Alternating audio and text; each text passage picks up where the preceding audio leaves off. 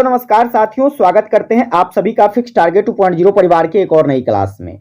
जितने भी बच्चे बिहार के किसी भी यूनिवर्सिटी से ग्रेजुएशन फर्स्ट सेमेस्टर में हैं, आप मेजर पेपर में, माइनर पेपर में या फिर बच्चे एमडीसी पेपर में हिस्ट्री सब्जेक्ट का चयन किए हैं, तो आप सभी के लिए आज की क्लास इंपॉर्टेंट रहने वाली है। हम लोग हिस्ट्री का भी बच्चे यूनिट नंबर फर्स्ट पढ़ रहे हैं और यूनिट नंबर फर्स्ट का आज ये दूसरा क्लास होगा। दूसरे क्लास से पहले देखिए, पहली क्लास में मैंने आपको भारत के प्राचीन इतिहास के स्रोतों के बारे में पढ़ाया था। लगभग 1-1.25 घंटे में मैंने आपको जितने भी स्रोत हैं उन सभी स्रोत को अच्छे से डिस्क्राइब किया है। अगर आपने क्लास नहीं देखा है तो डिस्क्रिप्शन में आपको लिंक मिल जाएगा, वहां से आप लोग क्लास जरूर देख लीजिएगा। अब आइए आज के इस क्लास पर चर्चा करते हैं। तो हम लोग आज भारतवर्ष के समझ को देखेंगे, यानी कि अंडरस्टैंडिंग ऑफ भारतवर्षा।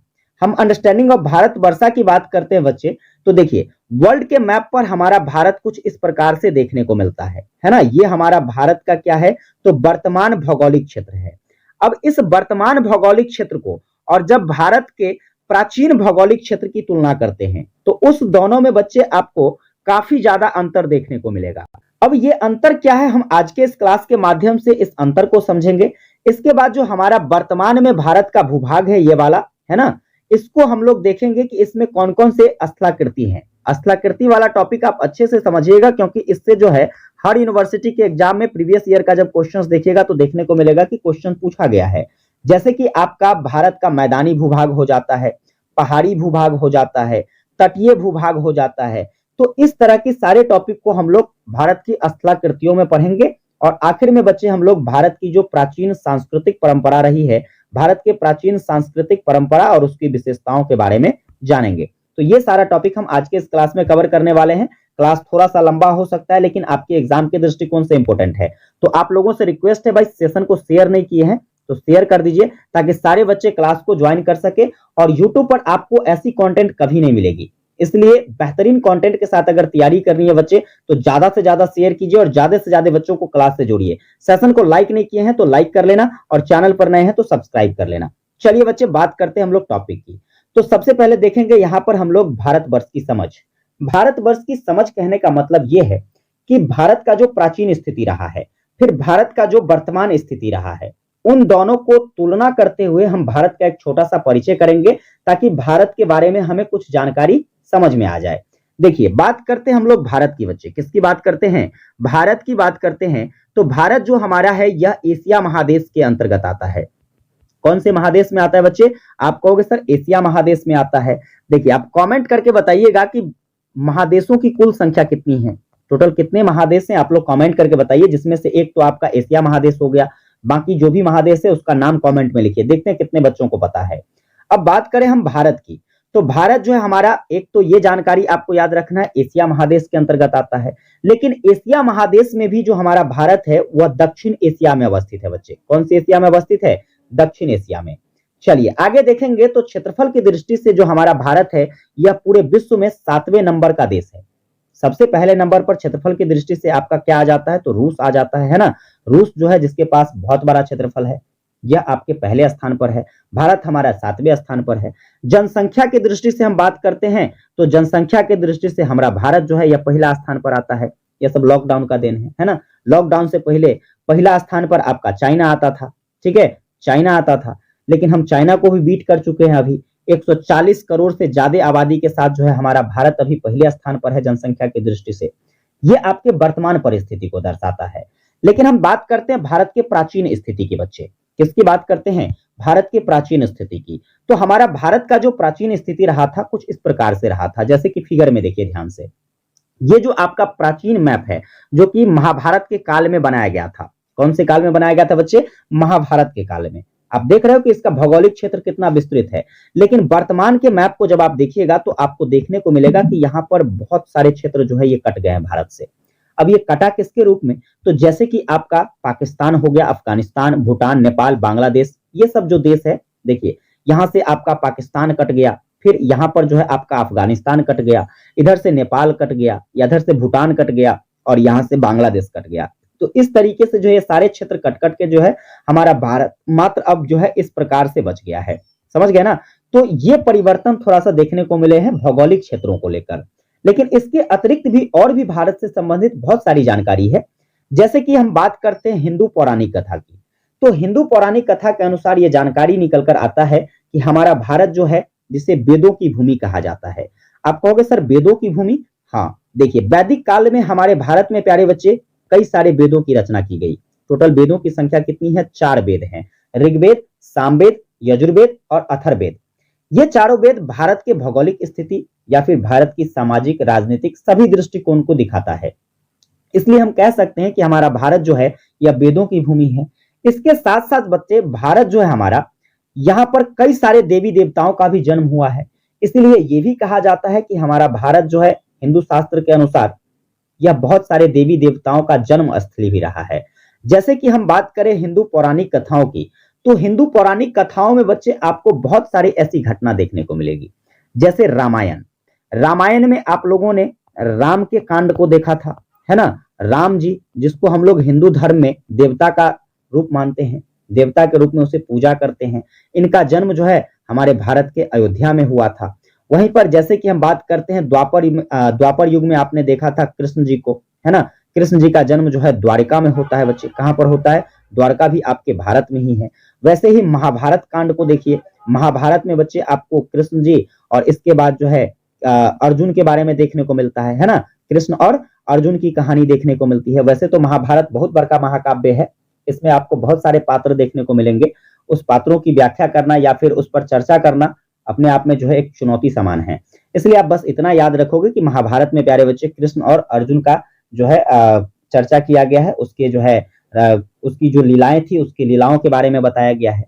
इन सभी के साथ साथ जो है हमारे भारत में और भी कई सारे ऐसे रीजन्स रहे हैं जिसके साथ क्या होता रहा है, तो हमारे भौगोलिक क्षेत्र में लगातार परिवर्तन होता रहा है। अब वो परिवर्तन कौन सा है बच्चे? तो जैसे कि आपका राजनीतिक कारण हो जाता है या फिर भौगोलिक कारक हो जाता है, जिससे हमारे भारत का जो भौतिक क्षेत्र है, ये भौतिक क्षेत्र लगातार समय के अनुसार परिवर्तित होता रहा है। और वैसे भी परिवर्तन तो भाई साहब आपके प्रकृति का नियम है, हमेशा चीजें जो है परिवर्तित होती रहती है। और वही हुआ हमारे भारत के भौगोलिक क्षेत्रों के साथ, लगातार जो है इसमें परिवर्तन देखने को मिला। हम इस परिवर्तन को प्यारे बच्चे भारतवर्ष की अवधारणाओं के साथ जानते हैं, जिसमें भारतवर्ष की अवधारणा जो है आपको भारतीय संस्कृति और राष्ट्रीयता की पहचान के जरिए जो है आपको ये सारी समझ देती है। तो उम्मीद कर सकता हूं आपको ये सारा बात अच्छे से समझ में आ गया होगा कि भारत का एक बेसिक सा परिचय हम किस प्रकार से कर सकते हैं। अब देखो इसी क्रम में हम लोग एक और टॉपिक डिस्कस करेंगे जो कि आपका क्षेत्रफल की दृष्टि से भारत का एक ऐतिहासिक पृष्ठभूमि है। ये बहुत इंपॉर्टेंट रहने वाला है आपके लिए। आपसे शॉर्ट टाइप क्वेश्चंस में ये पूछा जा सकता है कि बताइए क्षेत्रफल की दृष्टि से जो भारत का ऐतिहासिक पृष्ठभूमि रहा है उस पर एक संक्षिप्त टिप्पणी करें। आप कैसे करोगे बच्चे? चलिए इसको समझते हैं। तो जैसे बात करते हैं हम भारत की जब बात करते हैं तो थोड़ा सा मैप पर आते हैं और मैप से समझने की कोशिश करते हैं। देखिए आपने यहां पर देखा जो महाभारत काल में मैप बनाया गया था भारत का, जो भौगोलिक क्षेत्र था भारत का, वो इतना बड़ा क्षेत्र था। इतना बड़ा क्षेत्र था कहने का मतलब जो इसकी भौगोलिक क्षेत्र, भौगोलिक सीमा रेखा रहेगी वो बहुत बड़ी रहेगी। और अभी बस इतना टाका रह गया है ना, इतनी छोटा रह गया है, तो इसका भौगोलिक क्षेत्र कम जाएगा। तो इस आधार पर आप कह सकते हो जो हमारा भारत है, जिसे पूर्व में भारतवर्ष के नाम से जाना जाता है, भारतवर्ष के पीछे भी एक कहानी है। ये कहानी जब मैं अगली क्लास लूंगा, जो कि अगला टॉपिक होगा आपका, टॉपिक क्या है देखिए यहाँ पर, तो आपके भारत के पर्यायवाची शब्दों की शाश्वता, ठीक है, जिसमें आपको भारत के अलग अलग प्रकार के नाम देखने को मिलेंगे बच्चे। जैसे भारत का नाम हिंदुस्तान हो गया, भारत का नाम बच्चे हम बात करते हैं तो आपका जम्बू द्वीप हो गया, इंडिया हो गया, है ना। तो इस तरीके से आपको भारत के कई सारे नाम देखने को मिलते हैं। उसी में आपका एक भारतवर्ष नामकरण भी है और सभी नामों के पीछे एक कहानी है। उन सभी कहानी को हम अगली क्लास में डिस्कस करेंगे। फिलहाल आप ये जानिए कि प्राचीन काल में जो है भारत को भारतवर्ष के नाम से जाना जाता था। और इस भारतवर्ष का जो भौगोलिक सीमा रेखा था वह लगभग कितना, तो 4.5 मिलियन वर्ग किलोमीटर। ठीक है, कितना किलोमीटर? तो आप कहोगे सर 4.5 मिलियन वर्ग किलोमीटर यह भारत का भौगोलिक सीमा रेखा रहा था। लेकिन जब भारत से बहुत सारे देश अलग हुए, जैसे कि बांग्लादेश की बात करते हैं, बांग्लादेश जब अलग हुआ तो भारत में से जो है 1,47,570 वर्ग किलोमीटर का क्षेत्रफल जो है लेकर के अपना एक अलग देश बना लिया। इसके बाद पाकिस्तान अलग होता है, पाकिस्तान तो बहुते क्षेत्रफल ले गया, जैसे कि 8,81,912 वर्ग किलोमीटर का क्षेत्रफल लेकर के जो है एक पाकिस्तान देश बना लिया। इसके बाद भूटान की बात करते हैं बच्चे, तो यह 38,394 किलोमीटर का क्षेत्रफल लेकर के जो है एक भूटान देश बना लिया। नेपाल ये भी जो है आपका 1,47,181 वर्ग किलोमीटर लेकर के जो है अपना एक अलग देश बनाया। और अफगानिस्तान की बात करते हैं तो 6,52,230 वर्ग किलोमीटर क्षेत्रफल लेकर। तो ये सारे क्षेत्रफल की जो कमी आई भारत में, जिस आधार पर जो नवीनतम आंकड़ा है, यानी कि वर्तमान समय में जो भारत का भौगोलिक सीमा रेखा रहा है, हम उसको अगर देखते हैं तो पता चलता है कि भारत में अब जो है 3.29 मिलियन वर्ग किलोमीटर का क्षेत्रफल रह गया है। यानी कि आप कह सकते हो लगभग जो है 3.5 मिलियन के आसपास जो है 3.5 मिलियन वर्ग किलोमीटर के आसपास हमारा जो है क्षेत्रफल रह गया है। तो ये क्षेत्रफल के दृष्टिकोण से ये बेसिक सी जानकारी थी। आगे देखेंगे तो इस बात को आपको ध्यान रखना है कि ये जो आंकड़ा मैंने अभी आपको बताया है, इस आंकड़े में लगातार परिवर्तन होते रहते हैं और यह परिवर्तन आगे भी देखने को आपको मिल सकता है। कहोगे सर कैसे? तो जैसे मान लीजिए कि आज अगर भारत है, ठीक है, भारत ने किसी दूसरे देशों की क्षेत्रों पर कब्जा कर लिया, ठीक है, कब्जा कर लिया तो यहां पर क्या होगा, भारत का भौगोलिक क्षेत्र बढ़ जाएगा। या फिर मान लो भारत का कोई देश कोई क्षेत्र, जैसे मान लो जम्मू कश्मीर को लेकर के लगातार विवाद बनी रहती है। अगर मान लो भविष्य में, वैसे तो मैं नहीं चाहता है ना, क्योंकि हमारा ये मस्तक है, अगर ये टूट गया तो हमारा सिर कट जाएगा हमारे भारत के मैप का, है ना। तो जम्मू कश्मीर को लेकर के विवाद रहती है, कश्मीर को लेकर खासा विवाद रहता है। अगर मान लो कश्मीर, जिस तरीके से पाकिस्तान दावे कर रहे हैं कि हमारा है, पाकिस्तान के पास अगर मान लो कि कश्मीर जाता है तो वैसी स्थिति में हमारा भौगोलिक क्षेत्र कम जाएगा, कमेगा कि नहीं, क्योंकि पाकिस्तान का क्षेत्र और बढ़ जाएगा। तो इस आधार पर ये आंकड़े बदलते रहते हैं। तो हमें इस बात को याद रखना है कि ये जो आपकी आंकड़े हैं ये हमेशा परिवर्तनशील रहेगा।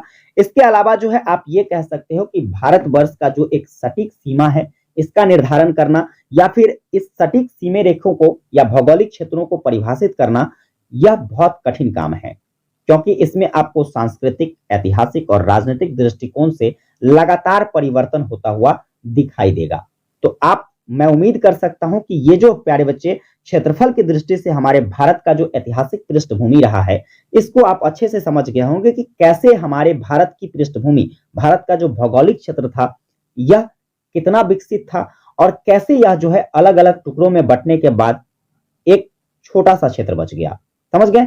चलिए आगे देखेंगे बच्चे। अगला जो टॉपिक रहने वाला है, जो कि काफी इंपॉर्टेंट टॉपिक है, इस टॉपिक की बात करें तो आपसे यहां से कई सारे ऑब्जेक्टिव क्वेश्चंस भी बन सकते हैं, शॉर्ट टाइप क्वेश्चंस भी बनाए जा सकते हैं, और बात करें बच्चे तो आपसे लॉन्ग टाइप क्वेश्चंस भी पूछा जा सकता है। मतलब तीनों दृष्टिकोण से ये इंपॉर्टेंट है। तो आइए हम इस शानदार जानदार टॉपिक को समझते हैं। बस आपसे एक छोटा सा रिक्वेस्ट है कि चीजें आपको समझ में आ रही है भैया, तो आप लोग शेयर करते जाओ, ठीक है। आप अपने भाई को जितना सपोर्ट करोगे, क्रांति उतनी ज्यादा आएगी, आपको चीजें उतनी अच्छे बेहतरीन ढंग से समझाया जाएगा। तो बस आप लोग शेयर करो दबा के, जितने भी बिहार के बच्चे हैं उन सभी बिहार के बच्चों तक क्लास को पहुंचाइए। चलिए बात करते हैं हम लोग भारत की जो वर्तमान स्थिति है, वर्तमान भौगोलिक सीमा रेखाएं हैं, उस सीमा रेखा पर चर्चा करते हैं। तो आप लोगों ने पहले ही जान लिया है कि भारत जो है विश्व का 7वां सबसे बड़ा देश है और इसका जो क्षेत्रफल है बच्चे, यह 32,87,263 वर्ग किलोमीटर है। यानी कि 3.28 मिलियन, जिसको अभी हमने 3.29 पढ़ा है, लगभग अप्रोक्सीमेट बात करें तो 3.29 कह सकते हैं, ठीक है। 3.29 मिलियन वर्ग किलोमीटर जो हमारे भारत का क्या है, क्षेत्रफल है। अब इस क्षेत्रफल में देखिएगा ध्यान से, इस क्षेत्रफल में हम बात करते हैं तो आपके उत्तर से दक्षिण की लंबाई कितनी है, फिर पूरब से पश्चिम की लंबाई कितनी है। तो उत्तर से दक्षिण की लंबाई में आप याद रखोगे 3214 किलोमीटर। कितना किलोमीटर बच्चे? उत्तर से दक्षिण जो हमारे भारत की लंबाई है वह है आपका 3214 किलोमीटर। फिर पूरब से पश्चिम की बात करते हैं तो आप कहोगे सर 2933 किलोमीटर। कितना किलोमीटर? 2933 किलोमीटर आपका पश्चिम से पूरब की लंबाई हो जाती है। इसके बाद देखिए हमारा जो भारत है, हमारा भारत दो तरह का सीमा रेखा साझा करता है। जैसे कि यहां पर आप देखोगे जलीय सीमा रेखा हो गया आपका, और ऊपर जो है आपका स्थलीय सीमा रेखा। तो स्थलीय सीमा रेखाओं की बात करते हैं बच्चे तो यह इसकी लंबाई कितना है, आप कहोगे सर 15,200 किलोमीटर। कितना किलोमीटर? 15,200 किलोमीटर यह स्थलीय सीमा रेखा है। इसके बाद हम बात करें तटीय सीमा रेखा की या फिर समुद्रीय सीमा रेखा की, आप कहोगे सर 7516.6 किलोमीटर है। ये सारे डेटा आपको याद रखने हैं। चलिए आगे देखेंगे बच्चे। तो आप यहां पर देखिए हमारा जो भारत है, हमारा भारत जो है किन किन क्षेत्रों से घिरा हुआ है। तो जैसे कि आपके उत्तर की बात कर लेते हैं तो आपको यहां पर हिमालय पर्वत देखने को मिल जाता है। इसके बाद दक्षिण में आप देखिएगा तो आपको यहाँ पर हिंद महासागर देखने को मिल जाएगा। फिर बात करें बच्चे, आपको पूरब में यहाँ पर बंगाल की खाड़ी देखने को मिल जाती है। और इसके बाद आपका जो यहाँ पर पश्चिम वाला एरिया है तो आपको यहाँ पर लक्षद्वीप देखने को मिल जाता है, लक्षद्वीप सागर। ठीक है, तो इस तरीके से जो है इन सभी क्षेत्रों से हमारा भारत का भौगोलिक क्षेत्र घिरा हुआ है, जिसे आप भारत की चौहद्दी के रूप में भी जान सकते हो। आप कहोगे सर उत्तर में क्या है, तो उत्तर में आपका हिमालय पर्वत है, दक्षिण में आपका हिंद महासागर है, पूरब में आपका बंगाल की खाड़ी है, और पश्चिम दक्षिण में प्यारे बच्चे दक्षिण पश्चिम में आपका क्या है, तो वो आपका लक्षद्वीप हो जाता है। क्लियर है। इसके बाद देखिएगा जो आपका भारत है, ठीक है, भारत में यहां पर आपको दिख रहा होगा श्रीलंका, सबसे नीचे यहां पर क्या दिखेगा बच्चे, श्रीलंका। श्रीलंका जो भारत से अलग होता है वह मन्नार की खाड़ी के द्वारा अलग होता है। ये भी आपको ऑब्जेक्टिव में पूछा आ सकता है, तो इस बात को याद रखिएगा। श्रीलंका जो है प्यारे बच्चे ये किससे अलग होता है, भारत से जो अलग होता है वह मन्नार की खाड़ी से अलग होता है। इसके साथ साथ यहां पर आप देखते होंगे कि भारत के बीचों बीच एक रेखा गुजरती है। भारत के बीचों बीच जो एक रेखा गुजरती है बच्चे, इसको हम किस नाम से जानते हैं, तो आप कहोगे सर इसे जो है कर्क रेखा कहा जाता है। तो आप इस बात को याद रखेंगे, भारत के बीचों बीच से कर्क रेखा लगभग 23.5 डिग्री के आसपास से, है ना, लगभग 23.5 डिग्री के आसपास से होकर के गुजरती है। चलिए आगे देखेंगे बच्चे, तो यहां पर देखिए इस फिगर को आप बहुत अच्छे ढंग से समझिए, क्योंकि यहां पर काफी इंपॉर्टेंट चीजें बताने वाला हूं, जहां पर काफी सारे बच्चों को कंफ्यूजन रहता है। सर कंफ्यूजन कैसा रहता है, चलिए समझते हैं। देखिए भारत का जो ये उत्तर से दक्षिण का क्षेत्र है या फिर पूरब से पश्चिम का क्षेत्र है, इस क्षेत्रों में आपको यहां पर उत्तर के दिशा में जो है एक पॉइंट्स दिखते हैं, दक्षिण के दिशा में दक्षिणी सिरा पर एक पॉइंट्स दिखता है, पूर्वी सिरा पर एक पॉइंट्स दिखता है और पश्चिमी सिरा पर एक पॉइंट्स दिखता है। तो जनरली हम बात करें यहां पर देखिएगा, तो आप कहोगे सर यहां पर देखिए उत्तरी क्षेत्रों की बात कर लेते हैं। किसकी बात कर लेते हैं प्यारे बच्चे, उत्तरी क्षेत्रों की बात कर लेते हैं। तो जो आपका सबसे उत्तरी बिंदु है जिसको हम लोग इंदिरा कॉल कहते हैं प्यारे बच्चे, है ना, भारत का जो सबसे उत्तरी बिंदु है उसको क्या कहा जाता है, इंदिरा कॉल कहा जाता है। और जो दक्षिणी सिरा है प्यारे बच्चे, दक्षिणी सिरा को कन्याकुमारी कहते हैं, है ना, दक्षिणी सिरा, अभी एक कंफ्यूजन वाला सवाल आपको देते हैं, दक्षिणी सिरा को कन्याकुमारी और दक्षिणी पॉइंट, है ना, दक्षिणी पॉइंट, देखो दो चीजें, दक्षिणी सिरा और दक्षिणी पॉइंट। दक्षिणी पॉइंट्स को हम लोग इंदिरा पॉइंट के नाम से जानते हैं।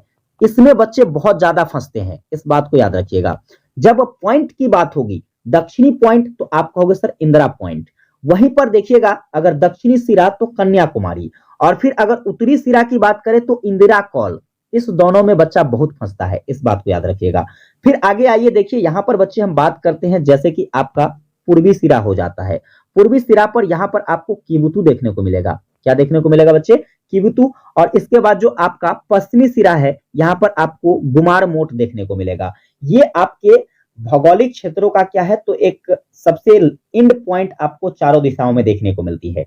चलिए आगे देखेंगे बच्चे, तो ये आपका भारत का वर्तमान स्थिति रहा है। भारत का क्या रहा है बच्चे, भारत की वर्तमान स्थिति। अब भारत के वर्तमान स्थिति को समझने के क्रम में हम लोग देखेंगे कि भारत के कौन कौन से ऐसे पड़ोसी देश हैं जो हमारे भारत से सीमा साझा करता है। तो भारत के पड़ोसी देशों की बात करते हैं बच्चे, तो जैसे कि पड़ोसी देश का मतलब कौन होता है, जो भारत के सीमा से सटा होगा, तो आपका एक पाकिस्तान हो गया। ठीक है, यहाँ पर देखिए ये पहले आपका ये नॉर्थ पोल है, ये साउथ पोल है। फिर बात करें बच्चे यहाँ पर देखिए ये आपका ईस्ट पोल है और ये आपका वेस्ट पोल है। देखो इधर के क्षेत्र में कहने का मतलब कि यहाँ पर आपका उत्तरी और पश्चिमी क्षेत्र में, उत्तरी और पश्चिमी क्षेत्र में एक तो आपका पाकिस्तान हो जाता है और दूसरा कहोगे भैया आपका यहाँ अफगानिस्तान होगा। तो यहाँ पर क्या लिखोगे, आप लोग लिखोगे सर उत्तरी पश्चिमी क्षेत्र में आपका पाकिस्तान आ जाता है और अफगानिस्तान। इसके बाद देखिएगा यहाँ आपका जो यहाँ पर नॉर्थ यानी कि उत्तरी क्षेत्र है और पूर्वी क्षेत्र है। तो उत्तरी पूर्वी क्षेत्र में ये वाला पूरा एरिया जो सीमा साझा करता है वो कौन है, चाइना है। ठीक है, चाइना है। इसके बाद बच्चे यहाँ पर आपको नेपाल मिल जाएगा, फिर यहाँ पर आपको भूटान मिल जाएगा। तो आपका यहाँ पर जो जवाब होगा कि सर नॉर्थ और ईस्ट, ठीक है, नॉर्थ और ईस्ट यानी कि आपके उत्तरी और पूर्वी सीमा जो है साझा करने वाला देश कौन सा है, तो चीन, नेपाल और भूटान है। इसके बाद पूर्वी क्षेत्रों की बात करते बच्चे, पूर्वी क्षेत्रों में, है ना, पूर्वी क्षेत्रों में आपको यहाँ पर बांग्लादेश मिल जाता है, यहाँ पर म्यांमार देखने को मिल जाता है। तो इसलिए आप कह सकते हो कि पूर्वी क्षेत्रों में प्यारे बच्चे आपको कौन कौन सी देश जो है भारत से सीमा साझा करती है, तो आपका बांग्लादेश है और म्यांमार है। यहाँ पर साउथ में देखिएगा तो आपका क्या है, तो एक श्रीलंका हो जाता है ना। साउथ में कौन है प्यारे बच्चे, आपका श्रीलंका। ये सब भारत के पड़ोसी देश हैं। आप इस पड़ोसी देशों का नाम एक ट्रिक के माध्यम से याद रख सकते हो। वह कैसे? तो बचपन में एमबीए। बचपन में एमबीए कहने का मतलब ब से हो गया बांग्लादेश, च से चाइना, प से पाकिस्तान, न से नेपाल, मे को आप लोग यहाँ पर क्या करेंगे तो इंस्टेंट मान लेंगे। और यहाँ पर देखिए एम से म्यांमार, बी से बांग्लादेश और ए से अफगानिस्तान। तो इस तरीके से इस ट्रिक के माध्यम से आप लोग क्या कर सकते हैं, भारत के पड़ोसी देशों का नाम याद रख सकते हैं। तो मैं उम्मीद कर सकता हूं आपको भारत की जो वर्तमान स्थिति है किस प्रकार से है, जैसे कि विश्व में स्थान, कुल क्षेत्रफल, है ना, इसके बाद जो है उत्तर से दक्षिण की लंबाई, पूरब से पश्चिम की लंबाई, ठीक है, इसके बाद स्थलीय सीमा रेखाओं का जो क्षेत्रफल है वो कितना है, तटीय सीमा रेखाओं का क्षेत्रफल कितना है, इसके बाद बच्चे जो है इसकी चौहद्दी किस प्रकार से है, उत्तर में क्या है, दक्षिण में क्या है, पूरब में क्या है, पश्चिम में क्या है। फिर आपका जो श्रीलंका हो जाता है या भारत से, वह कैसे अलग होता है, भारत के बीचों बीच जो रेखाएं गुजरती है, कर्क रेखाएं, ठीक है, वह कितने, तो लगभग 23.5 डिग्री के आसपास से जो है गुजरती है। तो ये सारी जानकारी आपको उम्मीद करता हूं कि समझ में आ गया होगा। चलिए आगे देखेंगे बच्चे। तो आगे जो टॉपिक रहने वाला है, जो कि आपका सबसे इंपॉर्टेंट टॉपिक है आज के इस क्लास का, वह टॉपिक क्या है प्यारे बच्चे, आपके भारत के स्थलाकृति से रिलेटेड। मैंने पहले ही आपको शुरुआत में बताया था कि स्थलाकृति वाला जो टॉपिक है आपको अच्छे से करना है, क्योंकि यहां से देखो कैसे कैसे प्रश्न बनेंगे। इस बात को, सारी चीजों को आपको अच्छे से समझते जाना है। हम बात करते हैं भारत के भू आकृति प्रदेशों की। तो भारत में आपको जो है चार तरह के क्षेत्र मिलते हैं। जैसे कि हम बात करते हैं, आपका मैदानी क्षेत्र हो जाता है ना। मैदानी क्षेत्र बच्चे जो है जिसका लगभग 43.2% भूभाग पर आपको मैदानी क्षेत्र मिलेगा। इसके बाद दूसरा जो है आपका पठारी क्षेत्र। पठारी क्षेत्रों की बात करें तो आपको लगभग 18.5% के आसपास का जो क्षेत्र है यह पठारी क्षेत्र है। वहीं पर बच्चे हम बात कर, सॉरी 18.5 नहीं, लगभग 27.5, ठीक है, 27.7% भूभाग पर आपको पठारी क्षेत्र मिल जाता है। इसके बाद जो है पहाड़ी क्षेत्र प्यारे बच्चे आपको लगभग 18.5% के आसपास के क्षेत्रों पर मिल जाएगा। फिर बात करते हैं तो आपका जो है पर्वतीय क्षेत्र। पर्वतीय क्षेत्र जो है प्यारे बच्चे ये आपको 10.6% क्षेत्रफल पर मिल जाता है। तो ये सारे डेटा आपको अच्छे से याद रखना है। मैदानी भूभाग, पठारी भूभाग, पहाड़ी भूभाग और पर्वतीय भूभाग। जहां पर आपसे ऑब्जेक्टिव क्वेश्चंस पूछा जा सकता है कि बताइए भारत के भूभाग पर मैदानी क्षेत्रों का विस्तार कितना है, तो आप कहोगे सर लगभग 43.2%। वहीं पर पठार के बारे में पूछ लिया जाए तो आप कहोगे सर 27.7%। पहाड़ी क्षेत्रों की बात करें तो 18.5%। पर्वतीय क्षेत्रों की बात करें तो 10.6%। चलिए, तो ये सारे क्षेत्र जो है आपके भारत के भौगोलिक क्षेत्रों के अंतर्गत आता है, जिसको हम लोग 4 भागों में बांट कर पढ़ते हैं। भैया वो 4 भाग कौन कौन सा है, तो पहला आपको उत्तर का पर्वतीय मैदान है, दूसरा आपको उत्तर भारत का विशाल मैदान देखने को मिलेगा, है ना। इसके बाद तीसरा जो है आपको प्रायद्वीपीय पठार और चौथा जो है आपको तटीय मैदान या फिर द्वीप समूह देखने को मिलेगा। इस चारों को हम डिटेल में समझते हैं, जहां से आपके पेपर में शॉर्ट टाइप क्वेश्चंस तो बनाया ही जाएगा, यहां से आपके पेपर में लॉन्ग टाइप क्वेश्चंस भी पूछे जा सकते हैं। बच्चे हम शॉर्ट टाइप क्वेश्चंस की बात करते हैं। जैसे मान लो आपसे पूछेगा कि उत्तर के पर्वतीय मैदानों की क्या करें, एक संक्षिप्त टिप्पणी लिखे उत्तर के पर्वतीय मैदानों पर, तो आप कैसे लिखोगे। हम बात करते हैं उत्तर के पर्वतीय मैदान की, तो उत्तर में यह स्थित होगा।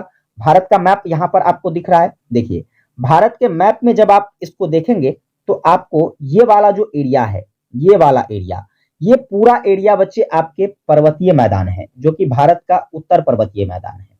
अब उत्तर पर्वतीय मैदानों की बात करते हैं तो देखो ये शुरू कहां से होता है, ये वाला जो सिरा है हमारा जम्मू कश्मीर है। क्या है प्यारे बच्चे, ये आपका जम्मू कश्मीर है। और यहां पर जो ये एंड होता है वह एंड कहां पर होता है, तो आप कहोगे सर अरुणाचल प्रदेश में एंड होता है।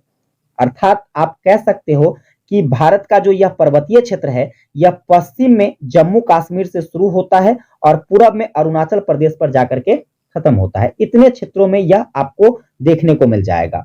चलिए आगे देखेंगे तो इसका जो संरचना है, जो आपके पर्वतीय क्षेत्रों की संरचना देखने को मिलती है बच्चे, यह एक तलवार के समान, देख रहे हो किस प्रकार से ये ऐसे टेढ़ा गया है, बिल्कुल तलवार के समान दिख रहा है ना। तो भारत के जो आपके पर्वतीय क्षेत्र हैं इसका संरचना कैसा देखने को मिलता है, आप कहोगे सर तलवार के समान देखने को मिलता है। आगे देखेंगे तो आगे आप लोग इसको जो है इसको भी 4 भागों में बांटकर पढ़ते हैं, क्योंकि यहाँ पर जो भी पहाड़ी क्षेत्र या जो भी पर्वतीय क्षेत्र है उसको भी हम लोग 4 बराबर भागों में बांटे हैं। 4 क्षेत्र वो कौन कौन सा है, तो जिसमें एक क्षेत्र हो जाता है आपका ट्रांस हिमालय क्षेत्र, दूसरा हो जाता है आपका बृहद हिमालय क्षेत्र, तीसरा हो जाता है आपका लघु हिमालय क्षेत्र, और आखिर में आपका जो है शिवालिक पर्वत हो जाता है। ये 4 क्षेत्र आपको देखने को मिलते हैं किसके अंतर्गत, तो आप कहोगे सर उत्तर के पर्वतीय मैदान के अंतर्गत। आइए बारी बारी से हम इसको भी समझ लेते हैं। तो जैसे कि बात करते हैं सबसे पहले हम लोग ट्रांस हिमालय क्षेत्र की। किसकी बात करते हैं बच्चे, ट्रांस हिमालय क्षेत्र की। तो देखो ट्रांस हिमालय क्षेत्र जो है हमारा, मैप में देखिए ध्यान से तो चीजें आपको अच्छे से समझ में आएगी। ये वाला जो एरियाज है, ये वाला एरिया जो आप देख रहे हैं, ये एरिया पूरा का पूरा एरिया जो कि जम्मू कश्मीर से लगती है। किससे लगती है बच्चे, जम्मू कश्मीर में आपको देखने को मिलेगा। ये पूरा एरिया आपका जो है ट्रांस हिमालय के नाम से जाना जाता है। अब ट्रांस हिमालय को हम लोग तिब्बतीय हिमालय के नाम से भी जानते हैं, इसे टेथिस हिमालय भी कहा जाता है। तो ये 2 नाम आपको याद रखने, हो सकता है एग्जाम में आपसे जो है इसका दूसरा नाम पूछ दे, तो आप इसको आराम से याद रख सकते हैं कि आपका जो क्या कहते हैं ट्रांस हिमालय क्षेत्र है, जिसको हम लोग तिब्बतीय हिमालय कहते हैं या फिर टेथिस हिमालय कहते हैं।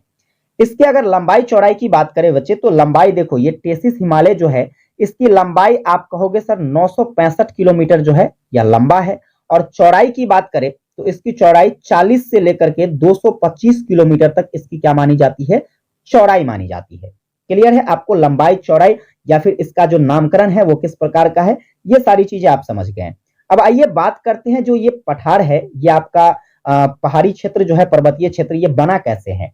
तो इस हिमालय का जो निर्माण है प्यारे बच्चे, वह अवसादी चट्टानों से हुआ है। कौन से चट्टानों से, ये वाला जो आपका एरियाज है ये कौन से चट्टान से बना है, तो आपका जवाब होगा सर अवसादी चट्टान से बना हुआ है। इस क्षेत्र से 3 नदियां निकलती है, जैसे कि आपका एक सतलज नदी हो गया, है ना। इसके बाद बात करें तो आपका सिंधु नदी हो गया बच्चे, और फिर एक जो है आपका ब्रह्मपुत्र नदी हो गया। ये 3 नदियां आपका कहां से निकलती है, तो आप कहोगे सर ट्रांस हिमालय क्षेत्रों से निकलता है। ट्रांस हिमालय क्षेत्र की और भी कई सारी विशेषताएं हैं, जैसे कि इसमें काराकोरम श्रेणी की आपका एक गाडविन आस्टीन पर्वत चोटी हो जाता है। इसके बाद केटू पर्वत चोटी, जिसको हम लोग कंचनजंगा के नाम से जानते हैं। तो ये 2 पर्वत चोटियां आप याद रखोगे, जो कि आपके ट्रांस हिमालय क्षेत्र के अंतर्गत आता है, जिसमें आपका इंपोर्टेंट है कंचनजंगा, केटू। केटू की ऊंचाई बात करें तो आप कहोगे सर 8611 मीटर है, जो कि भारत की सर्वोच्च चोटी के नाम से इसे जाना जाता है। तो ये था आपका बच्चे क्या, ट्रांस हिमालय क्षेत्र। चलिए आगे देखेंगे हम लोग बृहद हिमालय क्षेत्र। बृहद हिमालय क्षेत्र की बात करते हैं तो इसे जो है हिमालय या फिर कहे तो सर्वोच्च हिमालय भी कहा जाता है। वैसे भी इसका नाम है बृहद, बृहद का मतलब सर्वोच्च, बड़ा, इसीलिए आप इसे हिमालय भी कह सकते हैं और सर्वोच्च हिमालय भी कह सकते हैं। अब देखिए इस फिगर में आपको पहले समझना है कि आपका बृहद हिमालय का क्षेत्र कौन सा है। तो जब बात करते हैं बच्चे बृहद हिमालय की, देखिएगा यहां पर जो आपको देखने को मिल रहा है ये वाला जो लाइन, जो कि मैं आपको अभी रेड कलर से बना रहा हूं, तो यहां पर ये वाला जो क्षेत्र है बच्चे, यहां से लेकर यहां तक, ये क्षेत्र आपका क्या है, तो बृहद हिमालय का क्षेत्र है। ठीक है, आप कहोगे सर बृहद हिमालय जो कि पश्चिम में नंगा पर्वत से शुरू होता है और पूरब में जो है नामचारबा पर्वत पर क्या होता है, ये खत्म हो जाता है।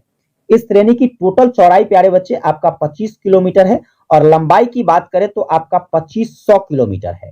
ठीक है, औसतन इसकी ऊंचाई जो है 6100 माना जाता है, 6100 मीटर इसकी ऊंचाई जो है औसतन कितना माना जाता है, 6100 मीटर। तो आप ये 3 चीज याद रखोगे। इसकी लंबाई आपका कितना हो गया, तो इसकी लंबाई प्यारे बच्चे जो है आपका 2500 किलोमीटर, चौड़ाई जो है 25 किलोमीटर और इसकी औसतन ऊंचाई जो है वह 6100 मीटर माना जाता है। चलिए आगे देखेंगे तो इस श्रेणी के अंतर्गत जो है विश्व की सर्वोच्च चोटियां देखने को मिलती है। वह चोटी जैसे कि आपका माउंट एवरेस्ट हो गया, यहाँ पर देख रहे हैं, देखिए माउंट एवरेस्ट की बात करते हैं तो यहाँ पर जो आपका नेपाल वाला क्षेत्र है ना, नेपाल के क्षेत्रों के आसपास जो है आपको क्या दिखेगा, एवरेस्ट चोटी दिखेगा, जिसकी ऊंचाई प्यारे बच्चे कितनी है, तो 8848 मीटर है।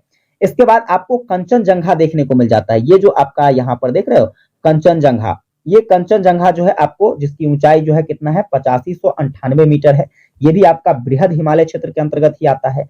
इसके बाद है मकालू। मकालू पर्वतों की बात करें बच्चे तो यहाँ पर देखो इसके बीच में, जस्ट बीच में आपको मकालू पर्वत दिखने को मिलता है, जो कि कंचनजंगा और एवरेस्ट चोटी के बीच में है, जिसकी ऊंचाई प्यारे बच्चे आपका 8481 मीटर है। फिर आपको धौलागिरी पर्वत देखने को मिलेगा, है ना, ये देखिए धौलागिरी पर्वत। धौलागिरी पर्वत की बात करें तो इसकी जो आपकी ऊंचाई हो जाती है, आप कहोगे सर 8126 मीटर हो जाता है, सॉरी 8172 मीटर हो जाता है।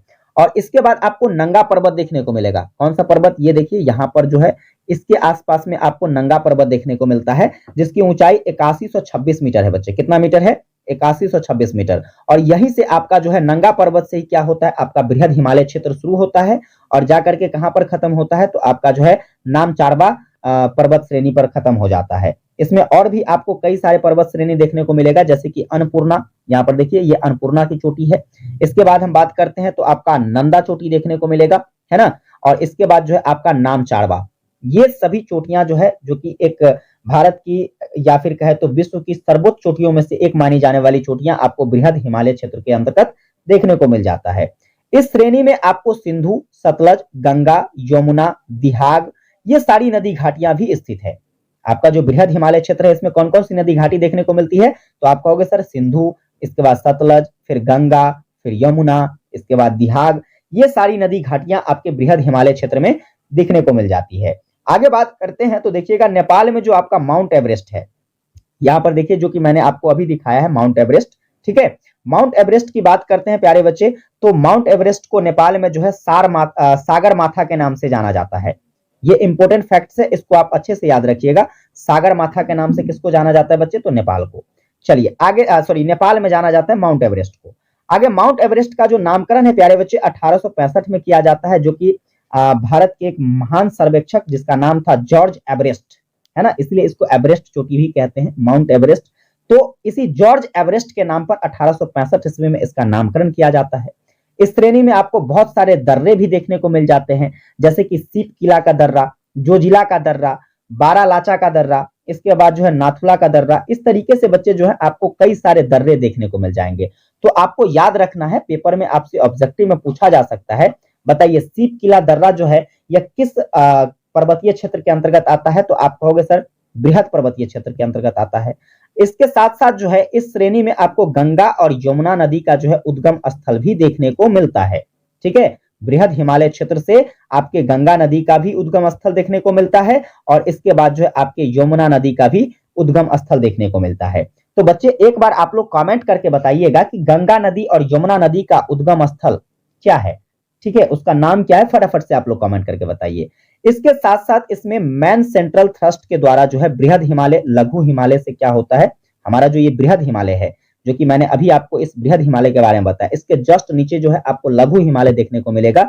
तो आपका जो बृहद हिमालय है और लघु हिमालय जो है यह एक दूसरे से अलग कैसे होता है, तो मैन सेंट्रल थ्रस्ट के जरिए। किसके जरिए प्यारे बच्चे, आप कहोगे सर मैन सेंट्रल थ्रस्ट के जरिए जो है बृहद हिमालय लघु हिमालय से अलग होता है।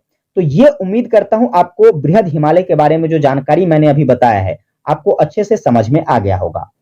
आगे बच्चे हम लोग देखेंगे लघु हिमालय। आगे क्या देखेंगे, लघु हिमालय। आइए समझते हैं लघु हिमालय को। तो देखो जैसे कि यहां पर देखो ऊपर की तरफ जो मैंने ये लाइन बनाया था, ये क्या था, आपका बृहद हिमालय। इसके जस्ट नीचे बच्चा जी आपको लघु हिमालय देखने को मिल जाएगा। ये देख रहे हो, ये वाला जो लाइन अभी रेड से जो मैं बना रहा हूं, है ना, ये वाला जो लाइन है प्यारे बच्चे, आप ये सारा क्षेत्र जो है आपका किसका है, तो लघु हिमालय क्षेत्र का है। यह लघु हिमालय क्षेत्र जो है यह शिवालिक हिमालय के उत्तर में स्थित है। शिवालिक हिमालय के कहां पर, देखो शिवालिक हिमालय यहां पर सबसे नीचे हो जाता है और इसके उत्तर में आपको क्या देखने को मिलता है, तो आपका लघु हिमालय देखने को मिलता है, जिसकी चौड़ाई जो है 80 से लेकर के 100 किलोमीटर तक है। लघु हिमालय की चौड़ाई कितनी है बच्चे, 80 से लेकर के 100 किलोमीटर तक। इस श्रेणी में आपको बनिहाल और पीर पंजाल दो प्रमुख दर्रे मिलते हैं। आपके लघु हिमालय क्षेत्र में कौन कौन सा दर्रा हो गया, बनिहाल दर्रा और पीर पंजाल दर्रा, जो कि काफी प्रमुख है। जिसकी ऊंचाई की बात करें तो बनिहाल दर्रा का जो ऊंचाई है प्यारे बच्चे वो 2832 मीटर है और आपके पीर पंजाल दर्रे की बात करते हैं तो इसकी ऊंचाई जो है 3494 मीटर है। ये दो ऊंचाई आपको अच्छे से याद रखना है। इसके बाद जम्मू कश्मीर जो है, जम्मू कश्मीर बनिहाल दर्रे से होकर जाता है। मतलब ये जम्मू कश्मीर वाला क्षेत्र जो है प्यारे बच्चे, जो कि किससे होकर जाता है, तो आप कहोगे सर बनिहाल दर्रा से होकर जाता है। आगे देखेंगे तो इस श्रेणी में आपको मसूरी, चक्रौता, ठीक है, इसके बाद रानीखेत, नैनीताल, दार्जिलिंग, इसके बाद जो है अल्मोड़ा, डलहौजी नगर, ये सारा क्षेत्र काफी फेमस जगह है। रानीखेत, ठीक है, इसके बाद दार्जिलिंग, नैनीताल, ये सब घूमने वाला क्षेत्र सब है। आपको ये सारा क्षेत्र कहां पर देखने को मिल जाता है बच्चे, ये सब आपको लघु हिमालय क्षेत्र के अंतर्गत देखने को मिल जाता है।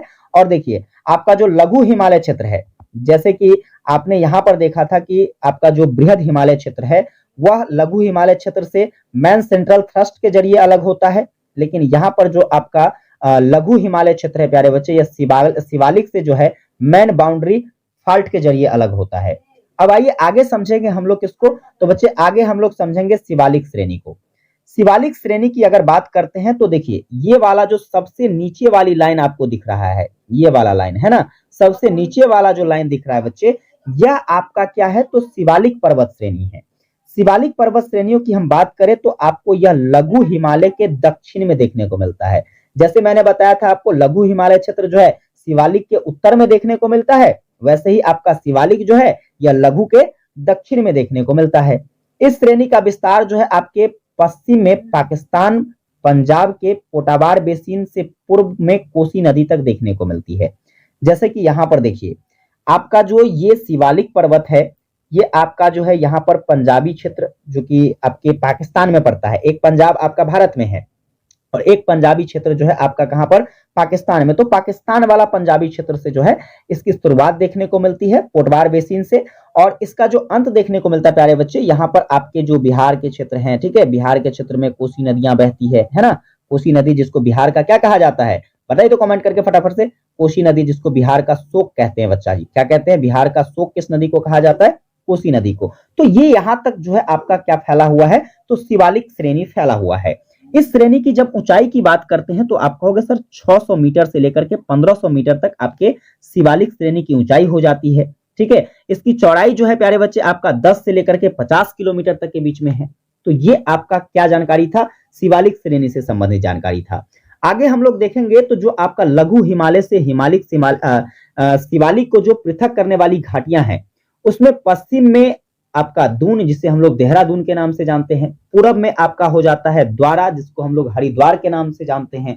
यह लघु हिमालय से शिवालिक को क्या करती है, तो अलग करती है, लघु हिमालय, ठीक है। जो ये बीच वाला है, वो बीच वाला क्षेत्र को प्यारे बच्चे, बीच वाले क्षेत्र से जो शिवालिक को अलग करता है, वो आपका दक्षिण में क्या, सॉरी पश्चिम में क्या है, तो पश्चिम में आपका दून जिसे देहरादून कहते हैं, और पूरब में आपका द्वारा है जिसे हम लोग हरिद्वार कहते हैं, ठीक है। चलिए आगे देखेंगे तो शिवालिक श्रेणी जो है यह हिमालय पर्वत श्रेणी का सबसे नवीनतम भाग है।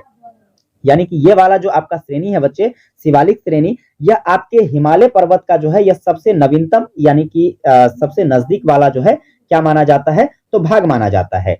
हिमालय क्षेत्र में, हिमालय क्षेत्र को नदियों के द्वारा भी 4 भागों में बांटा गया है। हिमालय क्षेत्र को नदी के द्वारा कितने भागों में बांटा गया, आप कहोगे गुरुजी 4 भागों में बांटा गया, जिसमें सबसे पहला आपका कश्मीर अथवा पंजाब हिमालय है। यह सतलज नदी और फिर बात करें तो सिंधु नदी के बीच में स्थित है। कश्मीर वाला और पंजाब हिमालय जो है आपका किस किस नदी के बीच में, सतलज और सिंधु नदी के बीच में। इसके बाद कुमायूं हिमालय जो है आपका सतलज और काली नदी के बीच में है, जो कि देखिए यहाँ पर आपको दिखाते हैं, देखिएगा फिगर में, तो आपको ये सारी चीजें अच्छे से समझ में आएगी। जैसे कि ये वाला क्षेत्र है, यहाँ से देखिए, यहाँ से आपकी गंगा बहती है, यहाँ से यमुना बहती है, फिर यहाँ से काली बहती है, और फिर यहीं से जो है निकल जाता है आपका घाघरा नदी। इस तरीके से जो है नदियों का फ्लो आपको देखने को मिलता है भारत में। तो आपका जो है कुमायूं हिमालय जो है प्यारे बच्चे, कुमायूं हिमालय आपका सतलज नदी और काली नदी के मध्य देखने को मिलती है। इसके बाद नेपाल हिमालय, नेपाल हिमालय की बात करें बच्चे तो यह आपको जो है काली और तिस्ता नदी के मध्य देखने को मिलती है। इसके बाद जो आखिर वाला है वह आपका असम हिमालय है, जो कि आपको तिस्ता और ब्रह्मपुत्र नदी के बीच में देखने को मिलती है। तो ये आपका हिमालय क्षेत्र जो कि नदियों के आधार पर बांटा गया है, और ये सारा क्षेत्र जो आपने देखा है अभी, ये सब भौगोलिक दृष्टिकोण से बांटे गए हैं। तो मैं उम्मीद कर सकता हूं कि आपको ये सारा का सारा क्षेत्र जो है, जो कि आपके पहले नंबर का था, पहले नंबर पर बात करें तो जो आपका उत्तर का पर्वतीय मैदान है, उत्तर के पर्वतीय मैदान के बारे में आप सारी चीजें अच्छे से समझ गए हैं। अब आइए बच्चे दूसरे की बात करते हैं। दूसरा क्या है बच्चे, उत्तर भारत का विशाल मैदान। आइए समझते हैं उत्तर भारत के विशाल मैदान को। तो जब बात करें हम लोग उत्तर भारत के विशाल मैदान की, तो यहां पर देखिएगा उत्तर भारत का विशाल मैदान हमें क्या बताता है।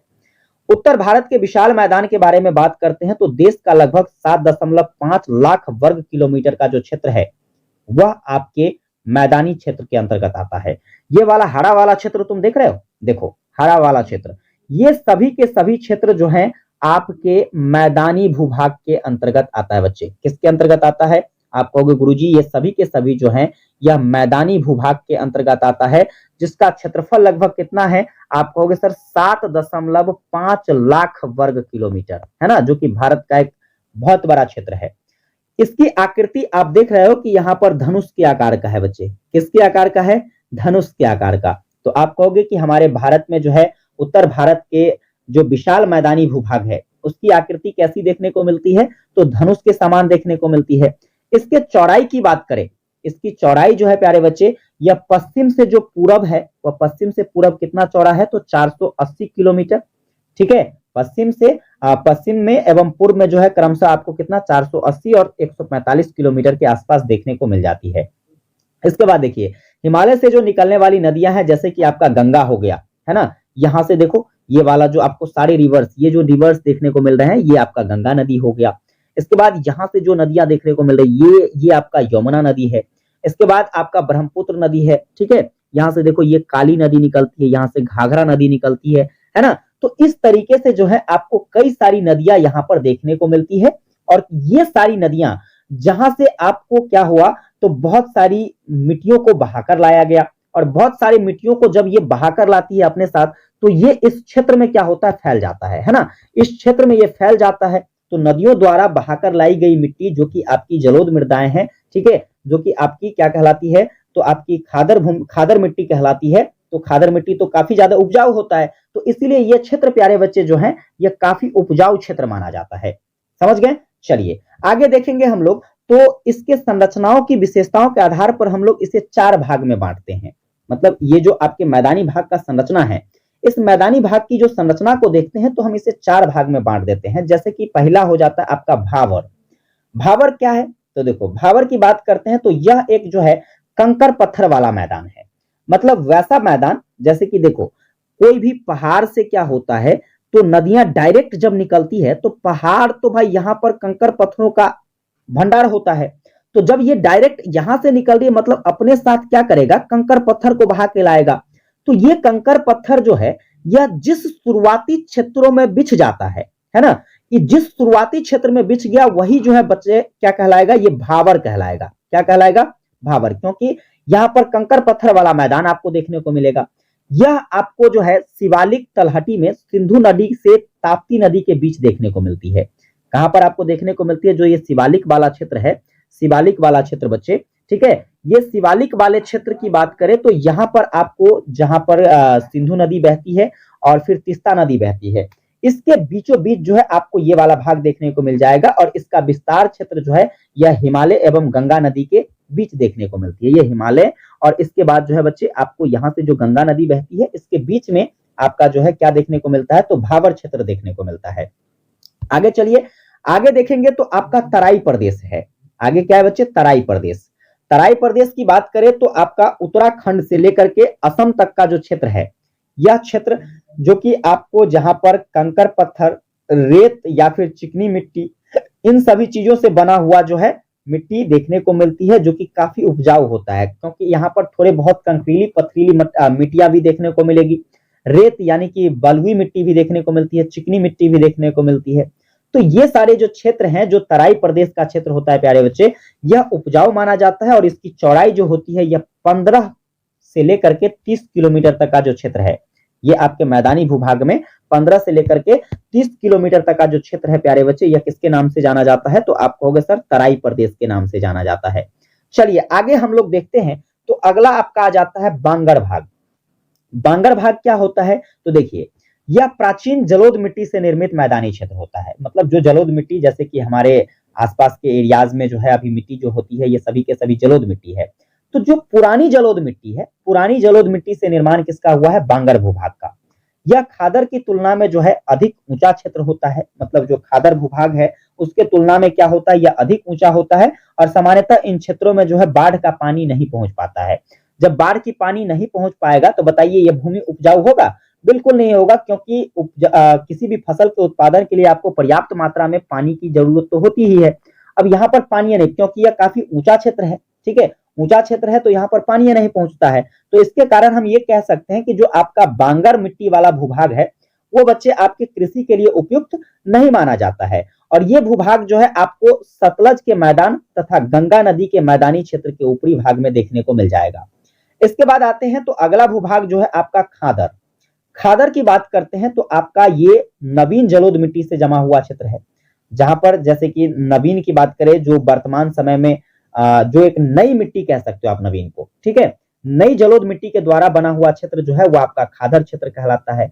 यह आपके बांगर क्षेत्र से क्या होता है तो नीचा होता है। अब जब ये निचले भाग पर है तो स्वाभाविक सी बात है कि जो नदियां से बाढ़ आएगी, बाढ़ का पानी यहाँ पर पहुंचेगा और बाढ़ का पानी जब पहुंचेगा तो स्वाभाविक सी बात है यहाँ पर जो है खेती कार्य अच्छे से हो पाएगा। कभी कभी नुकसान भी होता है, जैसे अभी हमारे बिहार में काफी ज्यादा नुकसान देखने को मिला था। तो आपको जो है इस प्रकार से देखने को मिलेगा कि बांगर क्षेत्र जहां पर मान लो कि प्रत्येक वर्ष जो नदियों में पानी वगैरह आता है, बाढ़ आती है, तो उसका जो है प्रभाव यहाँ पर देखने को मिलता है, जिसके कारण मान लो कि पानी की मात्राएं उस लेवल की नहीं है, काफी अधिक नहीं है जो दहा कर ले जाएगी। तो पानी अगर ठीक ठाक तरीके से आया नदियों से तो यहाँ पर उपजाऊ की जो है अधिकता देखने को मिलती है। इस क्षेत्र को जो है प्यारे बच्चे हम लोग कछारी प्रदेश के नाम से या फिर कहे तो बाढ़ के मैदानी भाग के नाम से भी जानते हैं, जहां पर ये आपको खादर मिट्टी देखने को मिलती है, जैसे कि हमारा बिहार हो जाता है, इसके बाद पूर्वी उत्तर प्रदेश का क्षेत्र हो जाता है, पश्चिम बंगाल का क्षेत्र हो जाता है ना। तो ये सारा का सारा जो क्षेत्र है जिसको हम लोग कछार प्रदेश के नाम से या फिर कहे तो बाढ़ के मैदान के नाम से भी जानते हैं, क्योंकि हमारा बिहार तो वैसे भी जो है बाढ़ के चपेट में हमेशा से रहा है और इसकी समस्याओं को लेकर ना तो हमारे सरकार का इस पर ध्यान है ना। ना तो फिर क्या कहते हैं, लोग कितना प्रयास कर ले, लोग भरसक कितना भी प्रयास करेगा फिर भी जो है बाढ़ से निजात पाना इतना आसान थोड़ी है। तो कहीं ना कहीं बिहार का क्षेत्र जो है इसमें काफी ज्यादा प्रभावी देखने को मिलता है। और मान लो कि एक सामान्य अवस्था में आता है तो बिहार में फसलों का उत्पादन भी कुछ उस प्रकार से देखने को मिलती है। तो ये आपका क्या था भाई साहब, मैदानी भूभाग, ठीक है, जो भारत के उत्तर भारत का मैदानी विशाल भूभाग रहा है, हम इसके बारे में जाने हैं। आगे जो तीसरा नंबर है आपका वह है प्रायद्वीपीय पठार। प्रायद्वीपीय पठार की बात करें बच्चे तो यह भी एक बहुत बड़ा क्षेत्र है, ये देख रहे हो, ये आपका बहुत बड़ा क्षेत्र होता है, ठीक है। इसे जो है दक्षिण का पठार भी कहा जाता है, क्योंकि ये दक्षिणी क्षेत्र में है। कौन से क्षेत्र में प्यारे बच्चे, दक्षिणी क्षेत्र में, इसलिए हम लोग इसे दक्षिण का पठार भी कहते हैं। और यह विश्व का जो है प्राचीनतम पठार में से एक माना जाता है, जिसकी आकृति त्रिभुज के आकार का आपको दिखेगा। देखिए ये आपको दिखता है ना कि त्रिभुज के आकार से है, तो आप कह सकते हो कि भारत का जो प्रायद्वीपीय पठार है उसकी आकृति कैसी है बच्चे, तो वह त्रिभुज के समान है। जैसे हम लोगों ने क्या देखा था, तो पर्वतीय क्षेत्रों को देखा था तो वो तलवार के समान था। मैदानी क्षेत्रों को देखा तो मैदानी क्षेत्र प्यारे बच्चे धनुष के समान देखने को मिला, है ना। और उसी प्रकार से आपका जो प्रायद्वीपीय पठारी क्षेत्र है बच्चे, पठारी क्षेत्र आपको कैसे देखने को मिलता है, तो त्रिभुज की आकृति में देखने को मिलता है। और अगर इसके विस्तार की बात करते हैं तो देखिए भारत के भूमि पर जो है लगभग 16 लाख, कितना बच्चे, लगभग 16 लाख किलोमीटर तक का जो क्षेत्रफल है वह कौन कवर करता है, तो वह प्रायद्वीपीय पठार का क्षेत्रफल कवर करता है। इसकी औसत ऊंचाइयों की बात करते हैं तो लगभग 600 से 900 मीटर तक की ऊंचाई पर आपको प्रायद्वीपीय पठार देखने को मिलती है। इसके बाद इसके क्षेत्रफल की दृष्टि से जो है यह भारत का सबसे बड़ा, ठीक है, भौतिक प्रदेश भी माना जाता है, क्योंकि लगभग जो है काफी ज्यादा एरिया जो है कवर करता है। तो स्वाभाविक सी बात है कि क्षेत्रफल की दृष्टि से जब देखेंगे तो आपके भारत का यह सबसे बड़ा भौतिक प्रदेश माना जाएगा। चलिए आगे देखेंगे तो इसको हम लोग दो तरीके से समझ सकते हैं। आप सबसे पहले इसको पश्चिमी घाट पर्वत और इसके बाद जो है पूर्वी घाट पर्वत, इसके बाद भी और भी आपको कई सारे पर्वत इसमें देखने को मिलेंगे, जैसे कि आपका यहाँ पर बहुत सारे पर्वत के बारे में पढ़ाने वाले हैं। देखिएगा जैसे कि हम बात करें आपके विंध्याचल पर्वत की हो जाती है, सतपुड़ा श्रेणी की हो जाती है, छोटा नागपुर का पठार हो जाता है, दक्कन की श्रेणी हो जाती है। इसके बाद बात करें तो आपका पश्चिमी घाट का पठार, नीलगिरी का पठार, इस तरीके से बच्चे आपको कई सारे पठार देखने को मिलेंगे। आइए बारी बारी से हम उन सभी पठारों को देखते हैं। तो इस क्रम में हम सबसे पहले बच्चे देखेंगे पश्चिमी घाट पर्वत, है ना। पश्चिमी घाट पर्वत की बात करते हैं तो इसको जो है सह्याद्री पर्वत के नाम से जाना जाता है।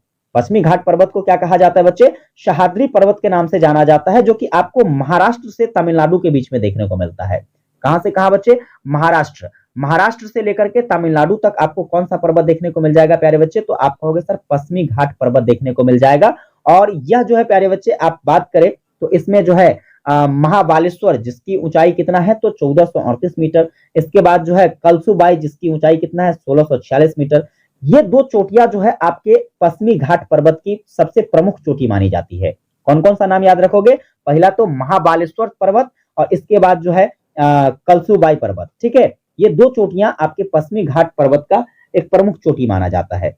इस भाग की प्रमुख नदियां जो रही है वह आपका कृष्णा नदी है, गोदावरी नदी है, कावेरी नदी है और भीमा नदी है। ये चार नदियां जो कि आपके पश्चिमी घाट के अंतर्गत आता है। और इसकी पहाड़ी जो है प्यारे बच्चे, यह इसकी पहाड़ी की जो सर्वोच्च शिखर रही है जिसका नाम क्या है तो आप कहोगे सर अनाईमुड़ी, ठीक है। ये इंपॉर्टेंट फैक्ट्स है, आपको याद रखना है। जैसे कि आपसे ऑब्जेक्टिव में पूछा जाएगा कि अनाईमुड़ी जो है, अनाईमुड़ी शिखर जो है आपको किस पर्वतीय घाट के अंतर्गत देखने को मिल जाता है, तो आपको होगा सर पश्चिमी घाट के अंतर्गत देखने को मिल जाता है। आगे चलिए बात करेंगे, अगला जो है आपका पूर्वी घाट पर्वत। पूर्वी घाट पर्वत की बात करते हैं तो यह आपको उत्तर में महानदी, जो कि उड़ीसा में आपको देखने को मिलती है, महानदी से लेकर के आपको नीलगिरी पर्वत तक देखने को मिल जाती है। महानदी से कहां तक? नीलगिरी पर्वत तक देखने को मिल जाएगा आपको पूर्वी घाट पर्वत। ठीक है, पूर्वी घाट पर्वत की बात करते हैं तो प्यारे बच्चे यह मैदान के समांतर विस्तृत है। मतलब यह जो आपका मैदान जिस प्रकार से समतल है, उसी प्रकार से लगभग जो है इसका भी विस्तार देखने को मिलता है। इसकी ऊंचाई जो है पश्चिमी घाट की तुलना में बहुत कम है। पश्चिमी घाट की ऊंचाई जैसे कि आपने देखा था, काफी ऊंचे ऊंचे पर्वत यहाँ पर देखने को मिले थे, जैसे कि 1438 मीटर की ऊंचाई पर आपका महाबलेश्वर पर्वत है। इसके बाद जो है 1646 मीटर की ऊंचाई पर आपका कलसुबाई पर्वत है। इस तरीके से जब देखते हैं तो पश्चिमी घाट पर्वतों की ऊंचाई काफी ज्यादा देखने को मिलती है, लेकिन आपके पूर्वी घाट पर्वतों की बात करते हैं तो यह काफी कम ऊंचा पर्वत है। इसकी जो सर्वोच्च शिखर है प्यारे बच्चे, वह आपका महेंद्रगिरी है ना, जो कि आपको इस आसपास में देखने को मिलेगा, महेंद्रगिरी पर्वत। ठीक है प्यारे बच्चे, तो ये आपका सर्वोच्च शिखर हो जाता है, सर्वोच्च चोटी हो जाता है किसका? पूर्वी घाट पर्वत का। चलिए आगे देखेंगे, अगला जो पर्वत है आपका अरावली पर्वत। इंपॉर्टेंट है, ये सारी बातें अच्छे से याद रखिएगा।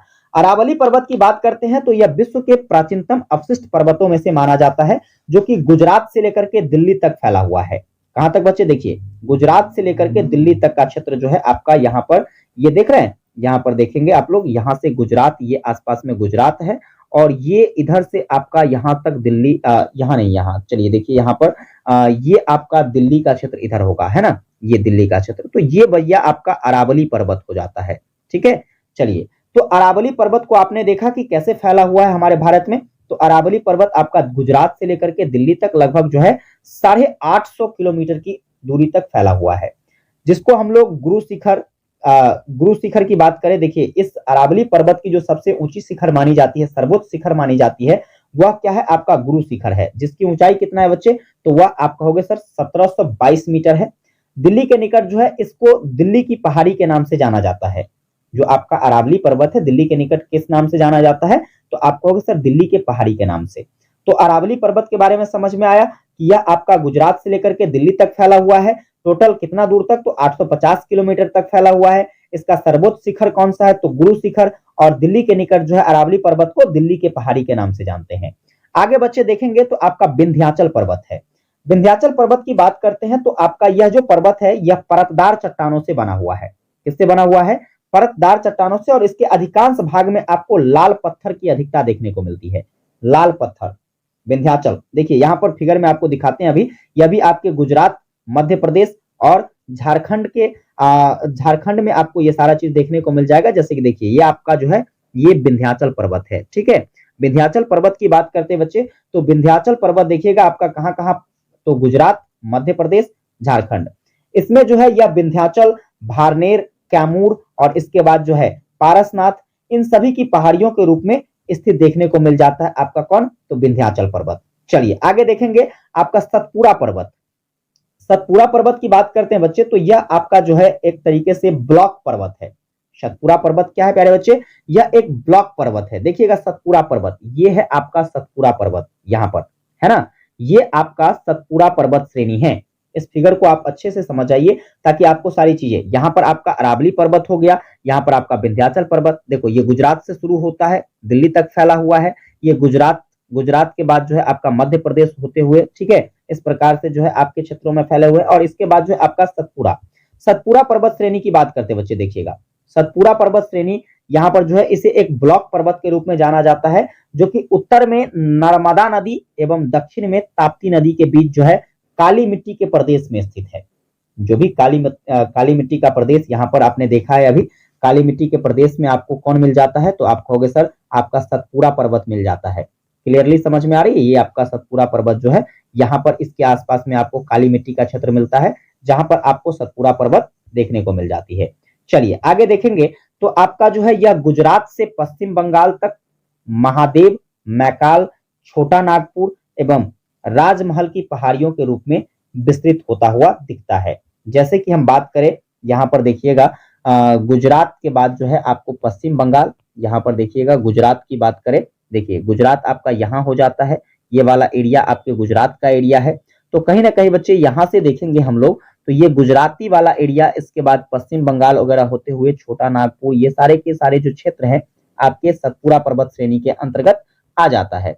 तो मैं उम्मीद कर सकता हूं आप सतपुरा पर्वत श्रेणी के बारे में चीजों को अच्छे तरीके से समझ गए होंगे कि सतपुरा पर्वत श्रेणी जो है ये किस प्रकार से फैला हुआ है, और इसकी जो सर्वोच्च चोटी है यह पंचमढ़ी में स्थित धूपगढ़ है।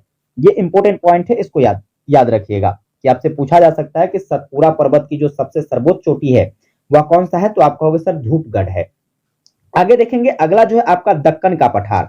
यहाँ पर देखिए दक्कन का पठार है ना, फिगर में चीजों को देखेंगे तो चीजें आपको अच्छे से समझ में आएगी। ये आपका दक्कन का पठार है बच्चे, किसका पठार है, दक्कन का पठार।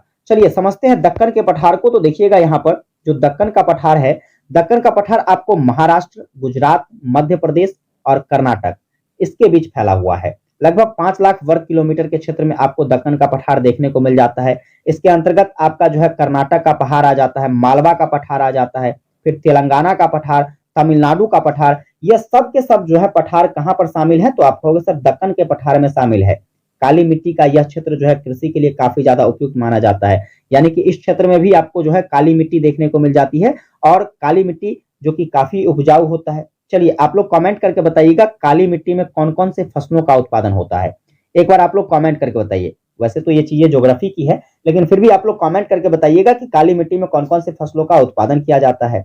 इसके बाद दक्कन के पठार की बात करते हैं तो बाबा बुदन की पहाड़ी जो है, बाबा बुदन की पहाड़ी जो कि लोहा के अयस्क के लिए काफी प्रसिद्ध माना जाता है, बाबा बुदन की पहाड़ी।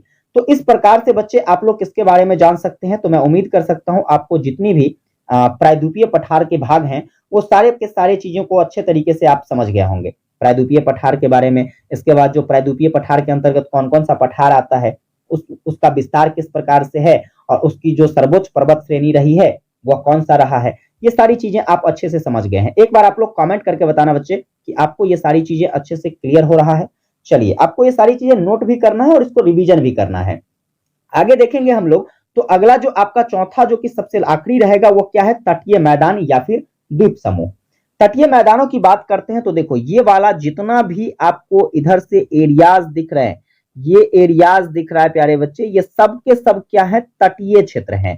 कहोगे सर जी क्यों, क्योंकि यहां पर आपको ये जितना भी भाग दिख रहा है सभी के सभी महासागरीय क्षेत्र है ना बच्चे। ये आपको केवल और केवल समुद्र ही समुद्र यहां पर देखने को मिलते हैं। तो इसके साथ जो साझा करता है अपनी सीमा, वह सीमा क्या कहलाएगा भाई, तटीय क्षेत्र कहलाएगा। तो तटीय क्षेत्र को अगर आपको समझना है तो आप इसे दो तरीके से समझ सकते हैं। भैया दो तरीका कौन सा हो सकता है, तो पहला तो आप पश्चिमी तटीय क्षेत्र को समझ जाइए जो कि इस तरफ से आपका होगा, और दूसरा जो है आप इसके पूर्वी तटीयों को समझ जाइए, ठीक है, जो कि आपका इस तरफ से होगा। तो आइए बारी बारी से हम इस दोनों को समझते हैं। पहले देखते हैं बच्चे हम लोग पश्चिमी तटीय मैदान को। ये वाला जो मैदान देख रहे हैं आप, ये ऐसे वाला, ठीक है, यहां पर देखिए ये गुजरात से शुरू होता है। कहां से शुरू होता है प्यारे बच्चे, गुजरात के कच्छ से शुरू होता है। गुजरात में एक कच्छ नाम का जिला है, यहां से प्यारे बच्चे ये आपका शुरू होता है, और शुरू होकर के ये आपका कहां तक आ जाता है, तो कन्याकुमारी तक। कहां तक आ जाता है बच्चे, कन्याकुमारी तक आ जाता है। तो इस प्रकार से आपके जो है इस पश्चिमी तटीय मैदान का फैलाव देखने को मिलता है। इस मैदान की औसत चौड़ाई जो है बच्चे ये कितना किलोमीटर है, तो आप कहोगे सर 64 किलोमीटर है। और यह जो है ताप्ती एवं नर्मदा नदी के मुहाने पर जो है इसकी चौड़ाई सर्वाधिक कितने किलोमीटर हो जाती है, जो ताप्ती नदी बहती है और इसके बाद जो आपका नर्मदा नदी बहता है तो उसके मुहाने पर इसकी चौड़ाई 80 किलोमीटर हो जाता है बच्चे। कितना किलोमीटर हो जाता है, 80 किलोमीटर। फिर बात करते हैं पश्चिमी तटीय मैदान में बहने वाली जो नदियां हैं वह छोटी एवं तीव्रगामी होती है। अधिकांश नदियां जो है यह नदमुख के निर्माण करती है। किसका निर्माण करती है, नदमुख कहने का मतलब नदी के जैसा मुख जो है यह अधिकांश नदियां अपना बनाती है। तो इस प्रकार से आप पश्चिमी तटीय मैदानों को समझ सकते हैं। इसके बाद बच्चे आप पूर्वी तटीय मैदान की बात कर ले। तो पूर्वी तटीय मैदान देखो यहां से शुरू होता है आपका, ये पूर्वी तटीय मैदान है आपका, और ये यहां तक आता है। यहां पर आपका एक नदी बहता है, स्वर्णरेखा नदी, ठीक है। कौन सा नदी, स्वर्णरेखा नदी। एक बार आप लोग भैया कमेंट करके बताना कि स्वर्णरेखा नदी जो है यह कहां से निकलती है। चलिए स्वर्ण रेखा नदी से लेकर के जो है यहाँ पर आपके जो कन्याकुमारी का क्षेत्र है, ये कन्याकुमारी तक फैला हुआ है आपका पूर्व तटीय मैदान। ठीक है, पूर्व तटीय मैदान का फैलाव आपने देख लिया। और ये जो पूर्व तटीय मैदान है प्यारे बच्चे, आपके इस पश्चिमी तटीय मैदान से ज्यादा लंबा है। इसकी चौड़ाई क्या है तो ज्यादा देखने को मिलती है। इसका प्रमुख कारण यह है कि कृष्णा नदी, गोदावरी नदी और कावेरी नदी, इसके द्वारा जो डेल्टा का निर्माण होता है, जिसके कारण से यह डेल्टा के निर्माण के कारण प्यारे बच्चे आपके पश्चिमी तटीय मैदान से बड़ा भूभाग को कवर करता है। इसके बाद भारत के पूर्वी तट, दो प्रमुख झीलें, भारत के जो पूर्वी तट है इसमें आपको दो प्रमुख झील देखने को मिलती है। पहला तो आंध्र प्रदेश में आपका एगो पुलिकट झील है बच्चे, है ना। आंध्र प्रदेश में कौन सा झील? पुलिकट झील है। और इसके बाद आपको उड़ीसा में एक झील देखने को मिलेगा जिसको चिल्का झील कहा जाता है ना। चिल्का झील जो कि एक सबसे बड़ा खारे पानी की झील है। चिल्का झील जो कि सबसे बड़ा खारे पानी की झील है, इस बात को याद रखिएगा। तो यहाँ पर ये दो झील भी प्रमुख रूप से देखने को मिल जाती है। पहला पुलिकट झील जो कि आंध्र प्रदेश में है, और दूसरा जो है आपका क्या कहते हैं आपका चिल्का झील। चिल्का झील जो कि आपको उड़ीसा में देखने को मिल जाता है। बात करें उड़ीसा की, तो उड़ीसा के मैदान को उत्कल का मैदान भी कहा जाता है। इंपोर्टेंट पॉइंट्स याद रखिएगा, उड़ीसा के मैदान को क्या कहते हैं बच्चे? तो उत्कल का मैदान। तो इस प्रकार से आप लोग मैदानी भूभाग को समझ सकते हैं, जो भी आप मैदानी भूभाग नहीं, तटीय भूभाग को समझ सकते हैं कि भारत का जो तटीय मैदान रहा है वह किस प्रकार का रहा है, वह कहां से कहां तक फैला हुआ है, उसके फैलाव क्या है, वो कौन कौन सी नदी या फिर कौन कौन से जो है आपके झील वगैरह से संपर्क रखता है। चलिए आगे देखेंगे बच्चे हम लोग। ये यहां तक का जो टॉपिक था आपके भारत के स्थलाकृति से संबंधित था। अब देखना यहां पर जरा थोड़ा सा हम आगे बढ़े, इससे पहले आपको क्वेश्चन से फोकस करवाते हैं। क्वेश्चन से इसलिए फोकस करवाते हैं क्योंकि आपने ये सारी चीजें तो पढ़ लिया, आपको पता नहीं कि पेपर में क्वेश्चन कैसे पूछेगा। जैसे कि बात करते हैं, आपसे पूछा जाएगा कि भारत के प्रायद्वीपीय पठार, है ना, भारत के प्रायद्वीपीय पठारों का क्या करे? संक्षिप्त वर्णन करे, है ना। तो आप आराम से, अभी मैंने आपको 3rd नंबर पे पढ़ाया था प्रायद्वीपीय पठार के बारे में, तो आप आराम से लिख सकते हो। जैसे मान लीजिए भारत के आपके तटीय क्षेत्र के बारे में पूछ ले, भारत के तटीय मैदान के बारे में पूछ ले, तटीय मैदान पर टिप्पणी करे। आप आराम से कह सकते हो भाई भारत के तटीय मैदान को समझना है, इसको दो भाग में बांट के समझ लो, पहला तो पश्चिमी तटीय, दूसरा पूर्वी तटीय मैदान, है ना। दोनों की व्याख्या कर देंगे। इस तरीके से आपसे शॉर्ट टाइप क्वेश्चंस पूछे जाएंगे। लेकिन अगर लॉन्ग टाइप क्वेश्चंस की बात करें तो जनरली लॉन्ग टाइप क्वेश्चंस में आपको भारत के स्थलाकृतियों का वर्णन पूछ देगा, फिर भैया आपको ये सारा चीज इंक्लूड करना पड़ेगा। तो कहीं ना कहीं आपके लिए एग्जाम के दृष्टिकोण से ये बहुत ही इंपॉर्टेंट है, समझ गए। चलिए आगे हम लोग देखेंगे। तो अगला जो हमारा टॉपिक रहने वाला है, जो कि आज के इस क्लास का बच्चे सेकंड लास्ट टॉपिक है। सेकंड लास्ट टॉपिक जो कि आपका क्या रहेगा? प्राचीन भारतीय संस्कृति एवं परंपरा। यानी कि भारत की जो प्राचीन संस्कृति है और भारत की जो प्राचीन परंपराएं हैं, उस संस्कृति और उसकी परंपराओं को समझते हैं। तो भारत जैसे विशाल देश में भाई संस्कृति और परंपरा कहीं ना कहीं अपने आप में एक चरमोत्कर्ष पर होगा। पूरे विश्व में बात करें तो भारत की जो संस्कृति रही है या फिर भारत की परंपराएं रही है, इसकी विविधता जो है काफी अधिक देखने को मिलती है। आप इसको जो है कुछ पॉइंट्स के माध्यम से समझ सकते हैं। जैसे हम बात करें धर्मों की, भारत में आपको बहुत सारे धर्म देखने को मिल जाएंगे। जैसे आपको हिंदू धर्म, बौद्ध धर्म, जैन धर्म, सिख धर्म, ये सारे धर्म जो है आपको कहां पर उत्पत्ति हुए दिखाई देते हैं? तो इन सभी की उत्पत्ति हमारे भारत में हुई है। और सबसे प्राचीन जो है हमारा हिंदू ग्रंथ, जैसे कि वेद, प्राचीन भारतीय जीवन शैली में उत्कृष्टता को प्रदान करता है। साथ में हिंदू पौराणिक कथाएं, यह सब जो है हमारे संस्कृति के महत्वपूर्ण अंग के रूप में है, जिससे जैसे कि रामायण महाभारत हो गया जो हमारे संस्कृति का परिचय देता है। इसके बाद वेद वगैरह सब जो हो जाता है जिसमें हमारे जीवन शैली के बारे में बताया गया है। और यहाँ पर काफी सारे धर्म ग्रंथ देखने को मिलते हैं। बौद्ध धर्म के आपको कई सारे ग्रंथ, जैन धर्म के कई सारे ग्रंथ जो कि इसके उपासकों के द्वारा लिखा गया और इसके मानने वाले लोगों के लिए इसमें संदेश दिया गया। फिर बात करेंगे बच्चे, जो दूसरा आपका पॉइंट है वह है भाषा। आपको भारत में भाषा की भी बहुत सारी विविधता देखने को मिलती है।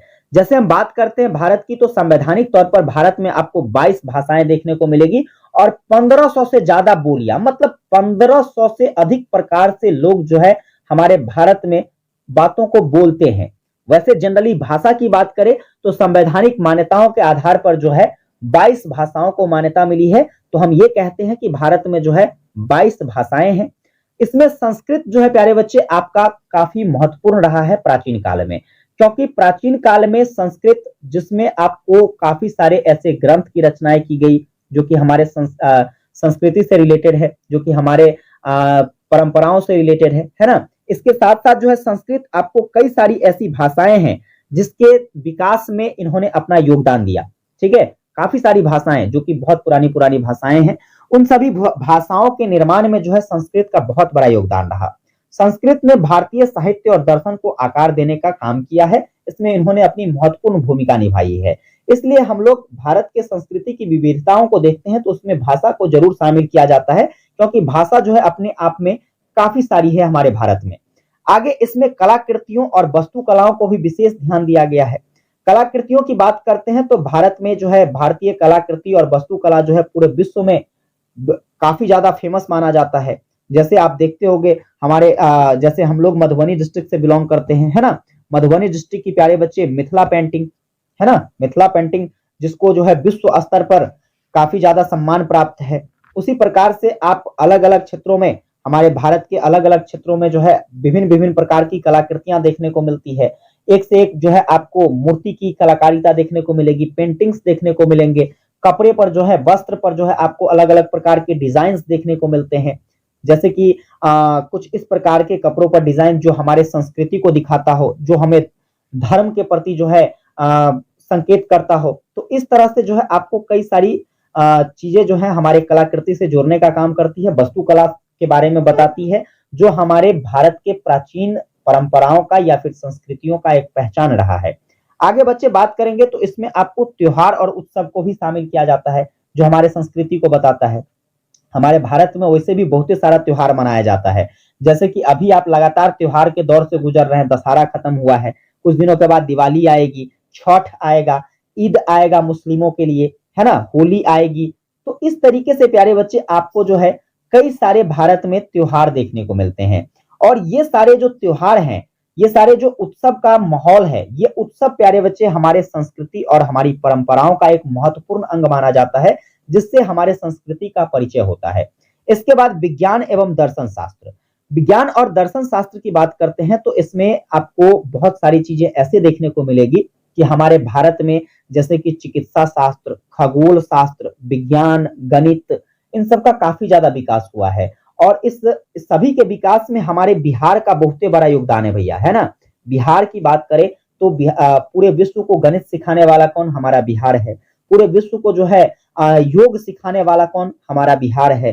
पूरे विश्व को जो है हम बात करते हैं तो राजनीति सिखाने वाला कौन? हमारा बिहार है। तो कहीं ना कहीं विज्ञान और दर्शन के क्षेत्र में हमारे भारत का योगदान बहुत बड़ा रहा है। और भारत के योगदानों में हम बात करें तो हमारे बिहार की भूमिका बहुत बड़ी रही है। तो इस आधार पर आप देख रहे हो कि हमारे भारत की जो प्राचीन संस्कृति और परंपरा रही है वो अविश्वसनीय रहा है। मतलब इसमें आपको हर तरह की विविधता देखने को मिलती है, चाहे आप धर्म को लेकर ले ले, चाहे आप भाषा को लेकर ले ले, कला और वास्तुकला को लेकर ले ले, या फिर त्योहार उत्सव को ले ले, फिर बात करें वैज्ञानिक दर्शनों को ले ले, तो कहीं ना कहीं आपको काफी सारी विविधता देखने को मिलेगी। तो मैं उम्मीद कर सकता हूं कि ये सारी चीजें अच्छे से समझ गए होंगे कि हमारे भारत की जो प्राचीन संस्कृति और परंपरा रही है वो किस प्रकार की रही है। लेकिन यह सब अभी जो है लगातार बदलता हुआ दिखाई दे रहा है। कैसे बदलता हुआ दिखाई दे रहा है, आगे इसके इंपोर्टेंस को समझते हैं। तो इंपोर्टेंस की बात करें बच्चे, जो हमारे भारत की प्राचीन संस्कृति रही है इसकी क्या विशेषताएं हैं, तो विशेषताओं में भी आपको धार्मिकता या फिर आध्यात्मिकता तो देखने को मिलेगा ही मिलेगा। कहोगे सर क्यों? क्योंकि भारत की अपनी आध्यात्मिकता और धर्म हेतु जो है, भारत जो है हमारा, यह अपनी आध्यात्मिकता और अपने धर्म को लेकर जाना जाता है। इसमें हिंदू धर्म जो है हमारा बिल्कुल प्रमुख रूप से माना जाता है। और वैसे भी अभी हमारे भारत के प्रधानमंत्री नरेंद्र मोदी जी हैं, उनका एकमात्र सपना है कि हम भारत क्या बनाए? हिंदू प्रधान राष्ट्र बनाए। भैया हिंदू प्रधान राष्ट्र कहने का मतलब कुछ लोग गलत समझ लेते हैं। अब मेरी ही बात सुनकर जो है अब बहुत सारा बच्चा ऐसा होगा जो कमेंट्स करेंगे कि सर आप भी मोदी जी के समर्थक हैं। भैया मैं किसी राजनीतिक पार्टी का समर्थन नहीं करता, ठीक है। हालांकि मैं भी एक हिंदू धर्म से वास्ता रखता हूं, तो कहीं ना कहीं जो है चीजों को अगर एक्सप्लेन करके आपके बीच बताऊं ना, तो मुझे हिंदू धर्म से किसी प्रकार का कोई बैर है, ना ही मुस्लिम धर्म से, क्योंकि हमारा जो मूल कर्तव्य है वो शिक्षण कार्य है, ठीक है। हमारी जो एक मूल पहचान है वो शिक्षक होने की है, और शिक्षक के नजर में जो है सभी समान होते हैं। इसलिए हम इसकी खंडन जो है कुछ इस प्रकार से करते हैं कि देखो, जैसे मान लीजिए मोदी जी का कहना है कि भाई हम भारत को हिंदू राष्ट्र बनाएंगे। हिंदू राष्ट्र बनाने का तात्पर्य जो है हमारे समाज में या फिर लोगों में एक अलग प्रकार से जा रही है। इसका जो मैसेज है वो अलग प्रकार से जा रहा है। कहने का तात्पर्य ये नहीं है कि यहां से मुस्लिम को भगा दिया जाएगा। लोग समझते हैं कि भाई यहां से मुस्लिम को भगा दिया जाएगा। अरे इतना मुस्लिम, हम तो दूसरे देश से आने वाले लोगों को अपने देश में शरण देते हैं। भैया हमारे भारत की पुरातन समय से परंपरा रही, वासुदेव कुटुंबकम, है ना, हमारे लिए अतिथि देवो भव। ये इतने महान देश है भैया, इसमें से मैं लोगों को भगा कैसे सकता हूं? मैं नहीं भगा सकता, है ना। तो ये मुस्लिम को भगाने की बात नहीं है। हालांकि मुस्लिम वर्गों को यहां पर थोड़े से दर्जाएं कम देने की बात हो रही है, और इसलिए कहा जाता है कि हम भारत को हिंदू प्रधान राष्ट्र बनाएंगे। यानी कि हिंदू की जो बहुलताएं, हिंदू की जो आपकी कहे तो उसको अधिकार है, वो थोड़ा सा अधिकार क्षेत्र को क्या किया जाएगा, बढ़ाया जाएगा। तो इस आधार पर बातें हो रही है, लेकिन लोग जो है इसको एक अलग मायने में ले लेते हैं। चलिए, हालांकि हम बात करें तो पुरातन समय से जब देखिएगा तो हमारा भारत इस्लाम, ईसाई, सिख, बौद्ध, जैन, इन सभी धर्मों से आच्छादित रहा है। इन सभी धर्मों का यहाँ पर जो है निवास देखने को मिला है। और ये सारे धर्म हम बात करें तो विशेष रूप से आपको आपके भारत में ही पनपता हुआ दिखाई दिया है, जैसे कि ईसाई धर्म हो गया, सिख धर्म हो गया, बौद्ध धर्म हो गया। आपके इस्लाम धर्म का भी जो विशेष रूप से जो है विस्तार देखने को मिलता है, वो भी हमारे भारत से ही देखने को मिलता है। हालांकि ये दूसरे दूसरे कंट्रीज से आकर हमारे देश में रहे, लेकिन जो एक चर्चा का विषय बना इस्लाम धर्म, वो हमारे भारत में आकर देखने को मिला, है ना। तो इस आधार पर हम कह सकते हैं कि लगभग लगभग जो है सभी धर्म जो है हमारे भारत में आकर के क्या हुआ है, तो फला फूला है। इसलिए हम लोग आध्यात्मिकता और धार्मिकता को जो है भारत की सांस्कृतिक के तौर पर देखते हैं, जो कि इसकी एक विशेषताएं रही है। चलिए बच्चे, आगे देखेंगे हम लोग। अगला जो पॉइंट है वो आपका पारिवारिक मूल्य। पारिवारिक मूल्यों की जब बात करते हैं तो देखो, परिवार का मूल्य हमारे संस्कृति में हमेशा से रहा है और आज भी देखने को मिलती है। हालांकि इसमें जो है चीजें परिवर्तन होता जा रहा है, क्योंकि लोग जैसे ही मॉडर्नाइजेशन की तरफ चल रहे हैं तो थोड़ी सी चीजें बदलती जा रही है पुरातन समय से। हम बात करें परिवार की तो देखिए, भारतीय संस्कृति का एक अनिवार्य अंग रहा है परिवार। भारतीय संस्कृति में पारिवारिक मूल्यों को अधिक बल देते हुए इसमें ऐसा देखा गया है कि जैसे मान लीजिए वृद्धावस्था में किसी के माता पिता, ठीक है, किसी के माता पिता वृद्धावस्था में हो जाता है तो हम उसकी देखभाल अच्छे तरीके से करते हैं, अपने से बड़ों का अच्छे से सम्मान करते हैं, ठीक है। इसके बाद जो है हम लोग एक सुदृढ़ पारिवारिक बंधन में बंधे हुए रहते हैं। भारतीय संस्कृति में ये सब जो है बहुत महत्वपूर्ण है। लेकिन आज चीजें बदलती चली जा रही है। आज लोग मॉडर्नाइजेशन हो रहे हैं। जब माता पिता लोगों का वृद्ध हो गया, बूढ़ा हो गया, तो उसको वृद्धाश्रम में ले जाकर के छोड़ देते हैं। भैया बचपन में जब बचपन अवस्था थी तुम्हारी, तो तुम्हारी सेवा उसने की थी। अब जब उसकी अवस्था बचपनों वाली आ गई है तो आपको सेवा करनी है। तो ये एक प्राचीन हमारी संस्कृति रही थी, लेकिन अब जो है मॉडर्नाइजेशन के समय में ये चीजें बदलती जा रही है। बात करें बड़ों का सम्मान, आजकल तो लोगों के अंदर ये भावनाएं तो बिल्कुल सी खत्म ही हो गई है कि बड़ों का सम्मान कैसे किया जाता है, लोगों को पता तक नहीं है, जो कि हमारी पुरातन संस्कृति रही है। आजकल लोग जो बस अपने आप को दिखाने में लगे रहते हैं, बड़ों का सम्मान क्या होता है उसको पता ही नहीं है। फिर बात करते हैं तो सुदृढ़ परिवार बंधन बात करें। सुदृढ़ परिवार बंधन तो अब जो है हमें लगता नहीं कि संभव हो पाएगा कभी, क्योंकि आजकल जो है भाई भाई से अलग रहता है ना, विवादास्पद वाली चीजें होती है। लेकिन पुरातन समय में आप देख लो, रामायण की बात करते हैं, कितनी बड़ी घटना है, जो कि एक कैकई के जरिए जो है क्या होता है, तो भरत को राज देने और राम को वनवास की बात करी जाती है। इसके बावजूद भी जो है विवादास्पद वाली कोई बात नहीं होता है। फिर 14 वर्ष का वनवास पूरा करके राम आते हैं, भरत के साथ मिलते हैं, सभी साथ में रहकर जो है साम्राज्य को चलाता है ना। हालांकि राजा राम ही बनते हैं, लेकिन साम्राज्य के संचालन में सभी का योगदान होता है, तो सभी साथ मिलकर रहते हैं। और वैसे भी हमें साथ मिलकर रहने चाहिए। एकता में बच्चे बल होता है। क्या होता है? एकता में बल। अगर मान लो तुम्हारे पास तुम 2 भाई हो और एक भाई जब अलग हो गए, तो लोगों के पास जो है एक अपॉर्चुनिटी हो जाती है आपसी मतभेद करवाने का। आपके बारे में जो है इसको कुछ बोल देगा, इसके बारे में जो है इसको कुछ बोल देगा, फिर जो है बीच में आपसी विवाद पैदा होगा, तुम उससे तने रहोगे, तुम उससे तने रहोगे। ऐसी स्थिति में आपके पारिवारिक सामंजस्य में कोई छेद ना कर पाए, इसके लिए आपको एकता का वाहक बनकर रहना है, एकता में बंधे रहना है। तो ये पुरातन समय की बात थी, लेकिन पुरातन समय की बात थी, और वर्तमान समय में प्यारे बच्चे ऐसी चीजें देखने को नहीं मिल पा रही है। हालांकि ये चीजें परिवर्तित होता चला जा रहा है, लेकिन जिसको हमें क्या करना है, तो सुधारने की आवश्यकता है। आगे भोजनों और व्यंजनों की बात करते हैं, तो भोजन और व्यंजन तो भाई हमारे यहाँ जो है बहुत ही प्रसिद्ध रहा है। खास तौर पर जो है हमारे बिहार का लिट्टी चोखा है ना, हमारे बिहार का लिट्टी चोखा जो कि पूरे एकदम विश्व स्तर पर फेमस है। वहीं पर बात करते हैं भारतीय व्यंजन की, तो देखिए इसमें काफी सारी विविधता और काफी सारे स्वाद देखने को मिलते हैं। इसमें आपको काफी सारे पकवान, जैसे कि हम बात करें जो भी पकवान, जैसे मैंने बिहार के लिट्टी चोखा के बारे में बताया, काफी फेमस है। और ये प्रसिद्धि लेकर के जो है हमारा भारत, जो कि एक अलग पहचान बनाए हुए है प्राचीन समय से।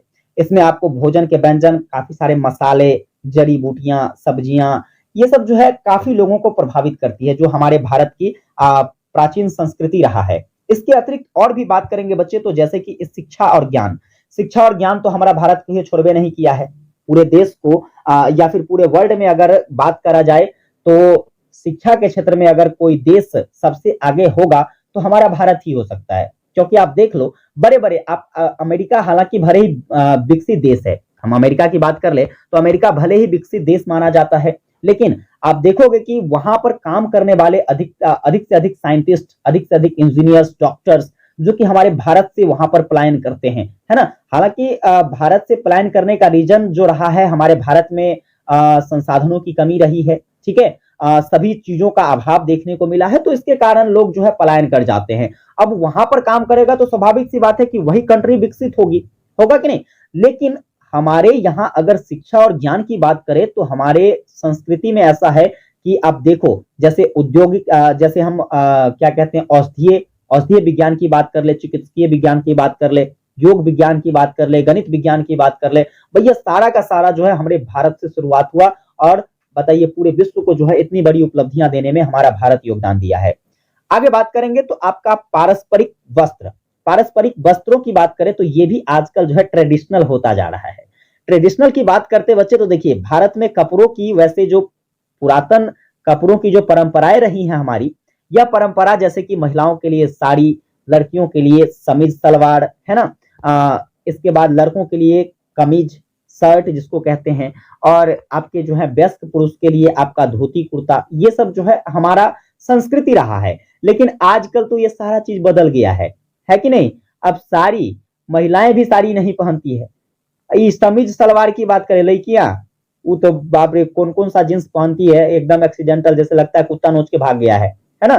तो इस तरीके से जो है ट्रेडिशनल चीजें बदलती जा रही है, जो हमें नहीं बदलना चाहिए। हमें अपनी पुरातन संस्कृति को, हालांकि महात्मा गांधी का इसके संबंध में एक बात कहना था कि एक समय ऐसा आएगा कि हम पश्चिमी सभ्यताओं को अपना लेंगे। और देखिए आज हम लगातार जो हैं, हम अपनी संस्कृतियों का दोहन कर रहे हैं और दूसरी की संस्कृति को अपनाते जा रहे हैं, है कि नहीं। चलिए आगे बात करते हैं आतिथ्य।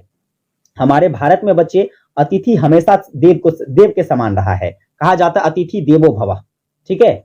हमारे भारत में मेहमानों का जो स्वागत है, हमारे मेहमानों के या फिर अतिथियों का जो स्वागत है, उसका सत्कार है प्यारे बच्चे, वह देवताओं के समान किया गया है हमेशा से, और आज भी किया जाता है। और खास तौर पर हमारे मिथिलांचल की बात कर ले, तो हमारे मिथिलांचल में यह परंपराएं जो है आज भी विद्यमान है और हमेशा से बेहतर ही होती जा रही है। फिर बात करें आगे जो है बड़ों का सम्मान जो है, यह तो हमारे संस्कृति का एक बहुत बड़ा मूल्य रहा है। तो इस तरीके से ये सारी विशेषताएं आपको भारतीय प्राचीन संस्कृति में देखने को मिलती है, और इसका कुछ अंश अभी वर्तमान में देखने को मिलता है, लेकिन बाकी के लगभग चीजें जो है आपको परिवर्तित होती हुई दिखाई देती है। समझ गए ना। तो ये आपके भारत की सांस्कृतिक विशेषताएं रही थी। तो बच्चे आप लोग एक बार कमेंट करके बताइएगा कि क्या आपको भारत की प्राचीन संस्कृति के बारे में और भारत की प्राचीन संस्कृति की विशेषताओं के बारे में ये चीजें समझ में आई। चलिए तो यहां से क्वेश्चंस देखिए आपको कैसे पूछेगा। जैसे क्वेश्चंस की बात करते हैं तो आपसे शॉर्ट टाइप में पूछा जा सकता है कि भारत के प्राचीन संस्कृति की विशेषताओं को लिखे, या फिर जब लॉन्ग टाइप में पूछेगा तो आपसे कहेगा कि भारत के जो है प्राचीन संस्कृति एवं उसकी विशेषताओं का विवेचना करें। तो इस तरीके से आपके पेपर में क्वेश्चन पूछा जाएगा। तो आज की जो क्लास में जितना भी टॉपिक, जैसे कि मान लो मैंने भारत के भौगोलिक क्षेत्रों के बारे में बताया, है ना, भारत के प्राचीन समय और वर्तमान समय की जो भौगोलिक स्थिति रही है उसके बारे में। इसके बाद हम बात करें तो आपके भारत की स्थलाकृति के बारे में बताया। इसके बाद भारत की जो प्राचीन संस्कृति रही है उन प्राचीन संस्कृति के बारे में बताया, उसकी विशेषता के बारे में बताया। क्या आपको ये सारी चीजें अच्छे से समझ में आ गई है? एक बार आप लोग कमेंट करके बताना बच्चे। अगर चीजें आपको अच्छे से समझ में आ गई है तो आप लोगों से एक छोटा सा रिक्वेस्ट रहेगा, सेशन को ज्यादा से ज्यादा शेयर कीजिए। आप जितना ज्यादा शेयर करोगे, जितने ज्यादा स्टूडेंट्स क्लास से लाभ ले पाएंगे, हमारे अंदर उतनी ज्यादा एनर्जी आएगी। और मैं टारगेट रखता हूं बच्चे, ठीक है, टारगेट रखता हूं इस सेशन के लाइक का, तो जितने व्यू उतने लाइक, ठीक है। आप ज्यादा से ज्यादा लाइक करो, लाइक मुझे मोटिवेट करती है। और कमेंट्स करके जरूर बताइएगा बच्चे आपको क्लास कैसी लगी। विशेष आप लोगों से मुलाकात करेंगे अगले सेशन में, तब तक के लिए जय हिंद, वंदे मातरम।